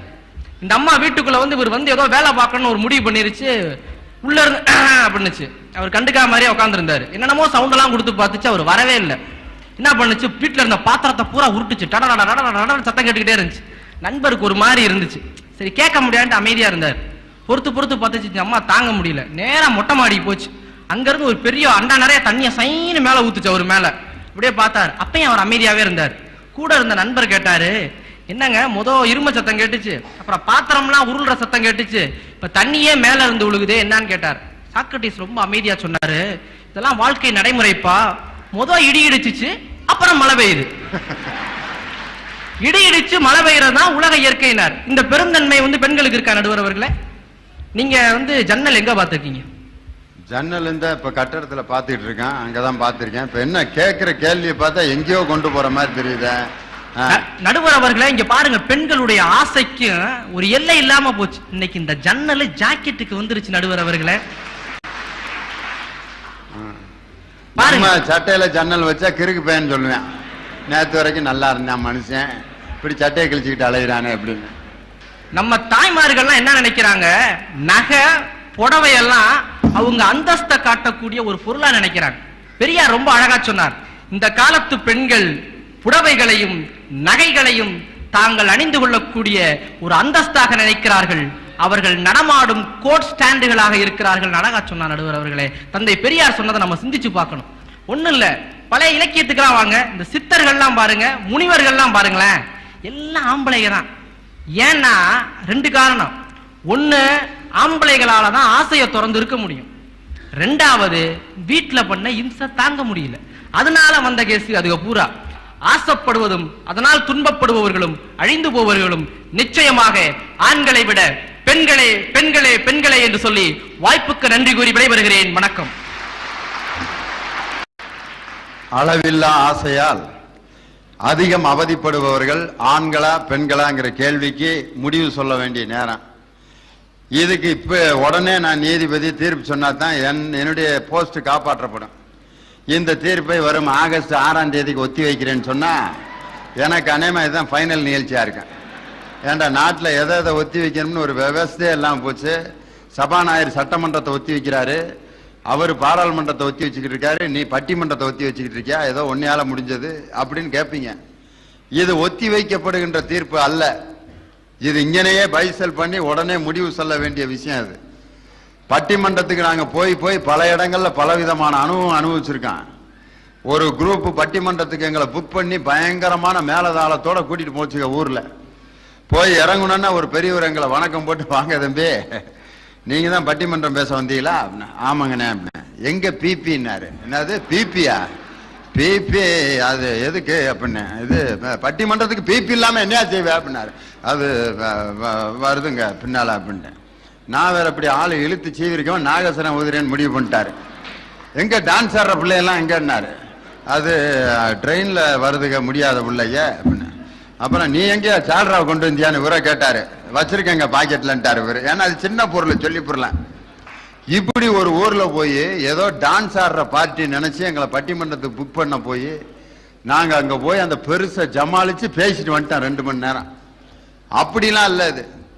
இது நம்ம பேச வேண்டிய தலைப்பு. நீங்க பட்டிமன்றம்னா என்ன நடக்கும்ங்கிறத தெரிஞ்சு வந்து உட்காந்துருக்கீங்க. அளவில்லா ஆசையால் அதிகம் அவதிப்படுபவர்கள் ஆண்களே பெண்களே. ஆசையில முதலே நான் சொன்னேன், ஆண்களுடைய ஆசைக்கும் பெண்களுடைய ஆசைக்கும் நிறைய வித்தியாசம் இருக்குன்னு. ஒரு வீட்டில் வந்து ஜாமான் வாங்கினேன், மாசத்துக்கு பட்ஜெட் போடுறாங்க. அந்த நேரத்தில் போய் பாருங்களேன், 1ஆம் தேதி சம்பளம் வாங்கிட்டு வந்தோன்னா என்னென்ன வாங்குறது அப்படின்னு அவர் பேப்பர் எடுத்துக்கிட்டு உட்காந்துருப்பாரு. அந்த அம்மா அங்கே உட்காந்து சொல்லலாம், எழுதுங்க, அரிசி 50 கிலோ, பூண்டு, சீரகம், அது இது எல்லாம் முடிச்ச பிற்பாடு சரி வாங்கிட்டு வர்றேன் அப்படிம்பாரு. அப்புறம் போறப்ப அந்த செலவெல்லாம் வாங்கிட்டு எனக்கு ஒரு நைலக்ஸ் படம் வாங்கிட்டு வந்துருங்க. அதை சொல்லவே இல்லை அப்படின்னு. அதை எழுதுனா நீங்க மறந்துடுவீங்க, அதனாலதான் போறப்ப சொல்லி விடுறேன். அப்ப புடவை வேணுமா இது வேணுமான்னு கேட்பாரு. முடிஞ்சா வாங்கிட்டு வாங்கன்னு தான் சொன்னேன். எப்ப? சாயங்காலம் 7:30 மணிக்கு. முடிஞ்சா வாங்கிட்டு வாங்கன்னு தான் சொன்னேன், வாங்கிட்டு வர்றதுனா வாங்கிட்டு வாங்க, இல்லாட்டி வேண்டாம் அப்படிங்க. இந்த இப்படியே பார்ப்பேன், என்னைக்கும் இல்லாம இன்னைக்கு இவ்வளவு அழகா இருக்கா,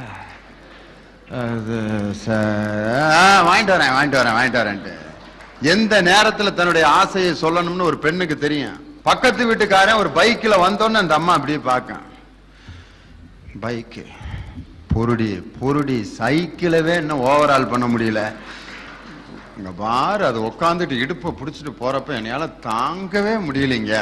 இப்ப என்ன செய்ய சொல்ற, பொறு, அதுக்குன்னு ஏதாவது ஒண்ணு இருக்கேன் பொறு அப்படின்னு. யோ வாங்காத நீலாம் என்னத்துக்கு உனக்கு ஒரு கல்யாணம், ஒரு பொண்டாட்டி வந்துட்ட பரிசம் போறதுக்கு நீலாம் ஒரு மீசையை தடவிக்கிட்டு, மீசையில கை வச்சோன்னு அவனுக்கு எப்படி இருக்குன்னு தெரியுமா, மீசை சார் உனக்கு என்ன இப்ப பைக்கு தானே, ஒரு வாரத்துல வருதா இல்லையா பாரு வெளியில வர்றாரு, விளம்பரம், உடனே 2 வீலர் வாங்க வேண்டுமா, 50 ரூபாய் கட்டுங்கள், வீட்டுக்கு கொண்டு வந்து தருகிறோம் அப்படிம்பாரு. 50 ரூபாய் கொண்டு வந்தா தந்துருவாருன்னு வச்சுக்கோங்க. அதுக்கப்புறம் மாசம் எவ்வளவு கட்டணுங்கிற பட்டியல் வந்திருக்கேன். 50 ரூபாய் கட்டி எடுத்துட்டு வந்து பின்னால அந்த அம்மாவை உட்கார வச்சுட்டு ஜல்லுன்னு ஓடிட்டு போறாரு. அந்த ஆக்சிலேட்டர் திருகும் போது அந்த அம்மா ஜம்முன்னு உட்கார்ந்து இருக்குது. இவருக்கு அந்த ஆக்சிலேட்டர் சத்தம் எப்படி கேட்கும் தெரியுமா, 10 வட்டி 1ஆம் தேதி இந்த கடனுக்கு வண்டி வாங்குறவன் ஓட்ட பாத்திருக்கீங்களா, இந்த மொழியே இப்படி இருக்கு, இந்த இப்படியே ஓட்டுவாங்க இப்படியே. ஏன்னா எங்கிட்டாவது மோதிட்டா உள்ளதும் போச்சுடா நல்ல கண்ணான்ல உட்காந்துருக்கானே, வட்டிக்கு கட்டிக்கிட்டு அப்புறம் கூடையில அள்ளி வண்டியில வச்சு வீட்டுல உட்கார்ந்து இருக்கிறதா. அந்த கடனுக்கு வண்டி வாங்குற ஆளுக தெளிவா தெரியும், வண்டியை நிறுத்தணும்னா 50 பூட்டு போடுவேன், இங்க சங்கிலியில ஒரு பூட்டு, இங்க சங்கிலி கூப்பிட்டு கேட்டலாம் எந்த பைனான்ஸ்ல வாங்கினீங்க அப்படின்ட்டு. காரணம் என்னன்னா ஒரு பயம், வட்டிக்காவது அந்த வண்டி வாங்கணும் அப்படிங்கிற ஆசை அவனுக்கு ஏற்படுத்தினது யார்? வீட்டுக்குள்ள அந்த சின்ன ஆசையில உருவாகிறதா வீட்டு பொருளாதாரத்தையே கொண்டு வந்து வீதிக்கு கொண்டு வந்துருது அப்படின்னு சொல்லி பெண்கள் தான் அளவுக்கு அதிகமாக ஆசைப்படுகிறார்கள் அப்படின்ட்டு இவங்க பேசினாங்க. ரைட்டு, நாட்டுல ஒவ்வொருத்தரும் எதுக்கு ஆசைப்பட்டான். வகுப்புல மாணவர்கள்ட்ட கேட்கிறேன், நீங்க எல்லாம் என்னென்ன ஆகணும் ஆசைப்படுறீங்க? முதல்ல என்ன சொல்லுவான் தெரியுமா, கலெக்டர் ஆகணும், நீ டாக்டர், நீ வக்கீல், நீ இன்ஜினியர், அப்படியே போயிட்டே இருக்க ஒழிய யாராவது ஒரு ஆளு நான் இந்த நாட்டுக்கு எம்பி ஆகணும், இந்த நாட்டுக்கு எம்எல்ஏ ஆகணும், ஒரு நல்ல அரசியல் தலைவனா வரணும்னு சொல்றதுக்கு ஆசைப்படுற ஒரு பையனை நான் பார்க்க முடியல. காரணம் என்ன? அவன் என்ன பார்க்கிறான், ஒரு போலீஸ் அதிகாரியா வரணும் சொல்ல மாட்டேங்கிறான். காரணம் என்னன்னா, திரைப்படத்திலும் கதைகளிலும் மற்ற எல்லாத்திலையும் பார்த்துட்டு அரசியல் அந்த போலீஸ் அப்படின்னு சொன்னாலே ஒரு மோசமான ஒரு பகுதின்ட்டு ஒதுக்கி வச்சு இன்னைக்கு நல்ல அரசியல் தலைவர் நம்மளுக்கு இல்லாம போனதுக்கு காரணமே நல்ல ஆசை இன்னைக்கு வகுப்புல உருவாகல. பையங்களுக்கு இன்ஜினியர் ஆன டாக்டர் ஆன எல்லாம் டாக்டர் ஆயிட்டா அப்புறம் யாரு போய் உடம்ப காமிக்கிறது? எல்லாம் doctor, MBBS, DLO, FRCS, ABCD, EFGH, London போட்டு டேபிள போட்டுட்டு உட்காந்துருந்தா வியாதி இருந்தா தானே அவர் சம்பாதிக்க முடியும்.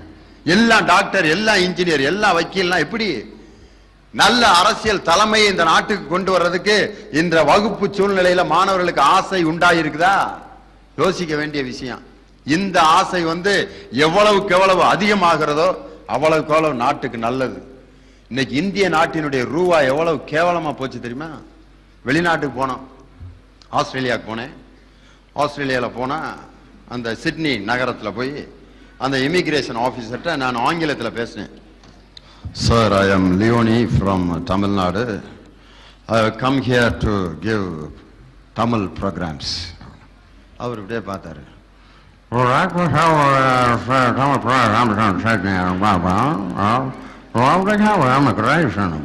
அவரும் இங்கிலீஷ்ல தான் பேசினாரு, நானும் இங்கிலீஷ்ல தான் பேசினேன். அவரு பேசினது எனக்கு விளங்கல, நான் பேசினது அவருக்கு விளங்கல. நான் திரும்ப சொன்னேன் பயங்கரமா, Sir, I am Leone, I am a Tamil speaker from Tamil Nadu. I have come here to Sydney to give Tamil programs.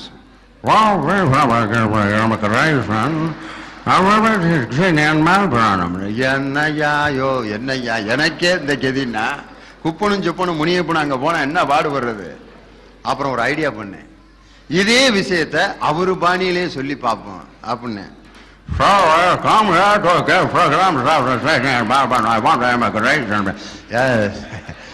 Welcome அப்படின்னு இப்ப தெரிஞ்சு வச்சுல விவரம் அப்படின்னு. ஒரு ஆங்கிலம் பேசுறது கூட அவரு பாணியில பேசினா தான் அவரை புரிய வைக்க முடியுது. ஜெர்மனி நகரத்துல போய் நாங்க இறங்கி பிராங்க்ஃபர்ட்ல இறங்கினோம் போன வருஷம். அப்ப போனோன்னா ஒருத்தர் கூப்பிட்டு ஒரு போலீஸ்காரர் ஆள் பார்த்தா என்னைய கூட 1.5 அடி கூட இருக்காரு, இவ்வளவு பெருசு. 1 அடி அடிச்சான்னா அதுதான் கடைசி அடி எனக்கு.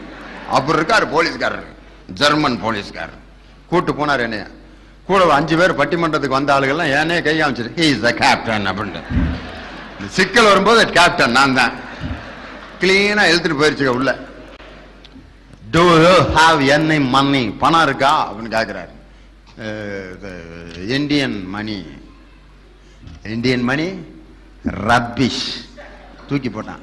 இந்த 100 ரூபா கட்ட அப்படி தூக்கி போடும்போது உண்மையிலேயே நான் அதை பார்த்து சிரிக்கல.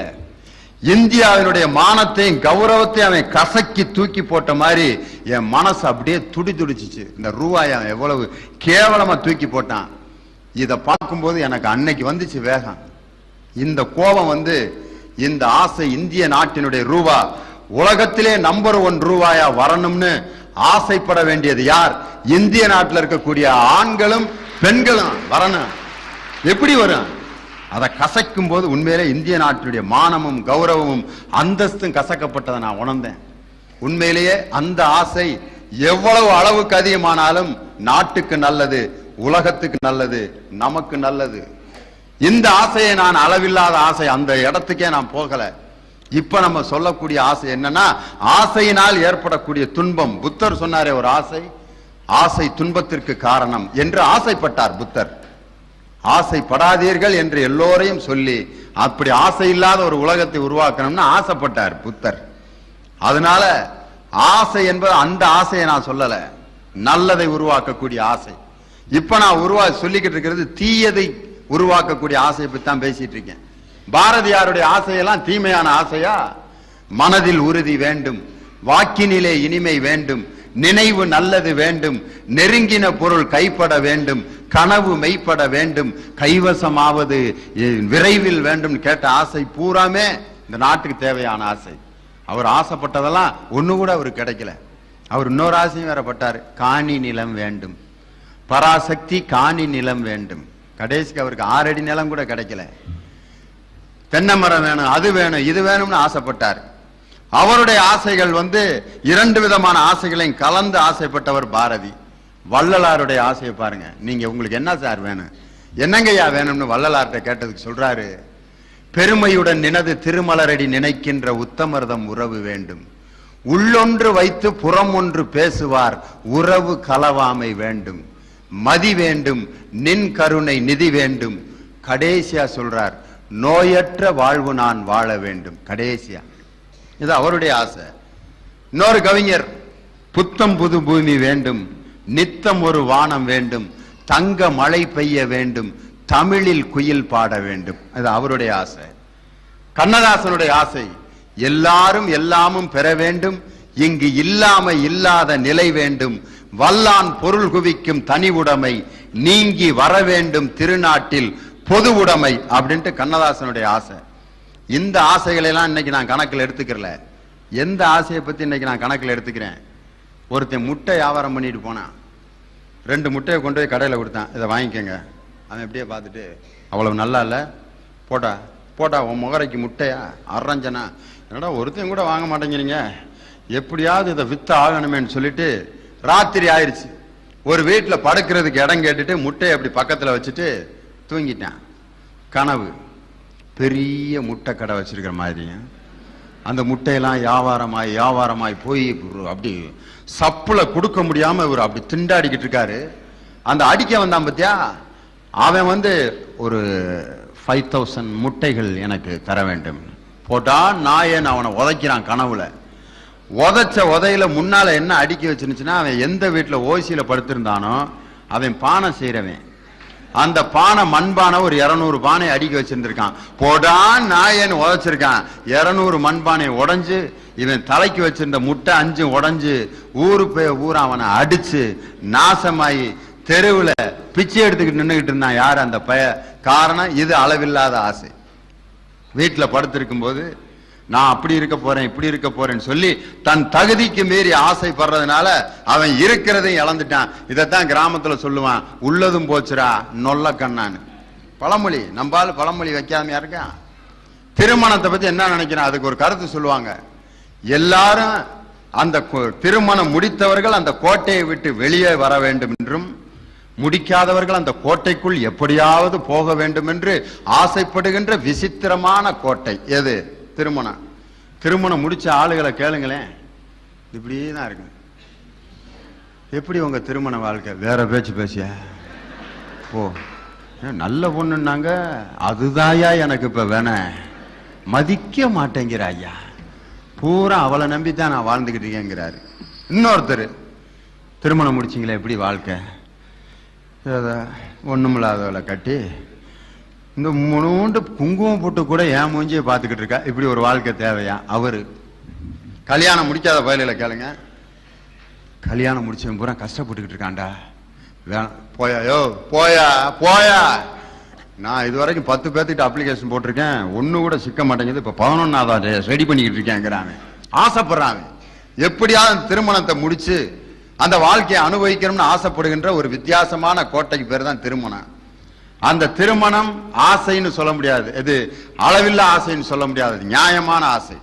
அது என்னைக்கு அளவில்லாத ஆசையா மாறுது அப்படின்னா, திருமணம் முடிஞ்சு வாழ்க்கை நடந்துகிட்டு இருக்கும் போது இந்த இப்படி பாப்பாரு, ஆடுறது புதுசா இருக்கு, உடனே பக்கத்துல இருக்கேன், முந்தா நாள் தான் குடி வந்திருக்குதான், ஏற்கனவே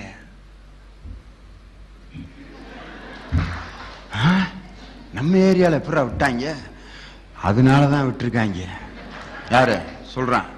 இப்படியே இருந்தவன் அப்படியே கொஞ்சம் கொஞ்சமா இந்த கண்ணு மனைவியை விட்டுட்டு அடுத்த பக்கம் திசை மாறி போகும்போது அதுக்கு பேருதான் அளவில்லா ஆசை. பெண்களுடைய ஆசையை பூரா நான் சொல்லிட்டு வந்தேன். ரொம்ப போனா எதுல வந்து நிக்கும் அப்படின்னா, ஒரு வீட்டுல வந்து நிக்கும். ஒரு வீடு கட்டினீங்களா, ஒரு வண்டி வாங்கினீங்களா, ஒரு புடவை வாங்கினீங்களா, ஒரு நல்ல சாப்பாடு ஆக்கி போட்டீங்களா, என் பிள்ளைய நல்லா படிக்க வச்சீங்களா, இந்த ரேஞ்சுக்கு மேல ஒரு பெண் ஆசைப்படவும் படுவாங்க. அதுக்கு மேல ஆசைப்பட்டால் அந்த பெண்ணை பெண் ரேஞ்சில இருந்து எடுத்துறேன்னு. ஒரு ஆணை பார்த்து ஒரு 5 பேர்த்துல இந்த 5 பேரும் நல்லா இருக்காங்க, அந்த பின்னால இருக்க ஒரு நல்லாத்தான் இருக்காரு, 6 பேரும் சூப்பர் அப்படின்ட்டு இதுவரைக்கும் 6 ஆண்களையும் சேர்த்து ஆசைப்பட்டதாக ஒரு தமிழச்சி இதுவரைக்கும் தமிழ்நாட்டில் ஒரு பல ஆண்களை விரும்பிய ஒரு பெண்ணை இதுவரைக்கும் நம்ம பார்க்க முடியாது, குடும்ப பெண்ணை. ஆனா ஆம்பளை இருக்கானே 5 நிமிஷத்துக்கு 1000 பேர்த்தோட குடும்பம் நடத்திக்கிட்டு இருப்பான். இப்படியே நடத்திட்டே இருப்பாங்க மனசுல, அது வாட்டுக்கு ஓடிக்கிட்டே இருக்கான். இந்த ஆசை வந்து பெண்ணின் மீது இருக்கக்கூடிய ஆசை வந்து ஆண்களுக்கு தான் இருக்கு. ஆனா பெண்கள் ஆண்கள் மீது ஆசைப்பட்டாலும் அதை வெளிக்காட்ட மாட்டார்கள். பெண்கள் வெளிப்படுத்தக்கூடிய ஆசையை காட்டக்கூடியவர்கள் யாருன்னு பார்த்தா ஆம்பளைய தான். அந்த வெளிப்படுத்தக்கூடிய ஆசையின் காரணமாக வந்ததுதான் உலகத்திலேயே இந்தியா எய்ட்ஸ்ல இன்னைக்கு 2வது இடத்துல இருக்குது. அதை பார்த்து பேப்பர்ல எழுதுறாங்க, உலக எய்ட்ஸ் தினம் கொண்டாடப்படுகிறது. அது என்ன மாரியம்மன் திருவிழாவா கொண்டாடுறதுக்கு? இப்படியா எழுதுறது? முட்டாய் கொடுக்கறதா, ஸ்வீட் கொடுக்கறதா? அதுக்கு போய் இல்ல, ஆண்களுடைய ஆசை வெளிப்படுத்தக்கூடிய ஆசை சொல்லிவிடுவான். அது பூரா எனக்கு வேணும்டா, எப்படியாவது இது பண்றான். ஒரு பெண் வந்து இந்த ஆண்கள் பூரா எனக்கு சொந்தமாகணும் அப்படின்னு நினைத்ததாக தமிழகத்தில் அந்த காலத்திலிருந்து இந்த காலத்திலிருந்து வரலாறே இல்லை. ஒரு பெண்ணை சூதுல வச்சு தோத்தது ஒரு ஆண், மதுவினால் பல குடும்பங்களை இழந்தது ஒரு ஆண். அதே மாதிரி பெண்களின் மீது, பலவிதமான பெண்களின் மீது ஆசைப்பட்டு நாட்டையே சீரழித்துக் கொண்டிருப்பது யார் என்று பார்த்தால் பெண்களுடைய ஆசை மெட்டீரியலிஸ்டிக், பொருளாதாரத்தை சார்ந்த ஆசை. ஆண்களுடைய ஆசை அனைத்தும் கலாச்சாரத்தை பாதிக்கக்கூடிய ஆசை. அளவில்லா ஆசையால் நாட்டினுடைய கலாச்சாரமும் சுகாதாரமும் பாதிக்கப்படுவதில் பெரும் பங்கு யாரிடம் இருக்கிறது என்று சொன்னால் பெண்களை விட ஆண்களின் ஆசைதான் நாட்டை சீரழித்திருக்கிறது, உலகத்தை சீரழித்திருக்கிறது என்று சொல்லி இன்று உலகத்தை வாட்டிக் கொண்டிருக்கக்கூடிய எய்ட்ஸுக்கு கூட ஆண்களின் ஆசைதான் காரணம் என்று சொல்லி இந்த சுதந்திர நாட்டில் மத குருமார்கள் மத ஒற்றுமைக்காக ஆசைப்பட வேண்டும், ஆசிரியர்கள் மொழி ஒற்றுமைக்காக ஆசைப்பட வேண்டும், அரசியல்வாதிகள் இந்தியாவின் ஒற்றுமைக்காக ஆசைப்பட வேண்டும். அந்த ஆசைதான் நாட்டை முன்னேற்றும் என்று தீர்ப்பளித்து இந்த வாய்ப்பை கொடுத்த உங்கள் அனைவருக்கும் நன்றியை சொல்லி, வாழ்க இந்தியா, வளர்க அதனுடைய ஒற்றுமை என்று சொல்லி விடைபெறுகிறேன். வணக்கம், நன்றி.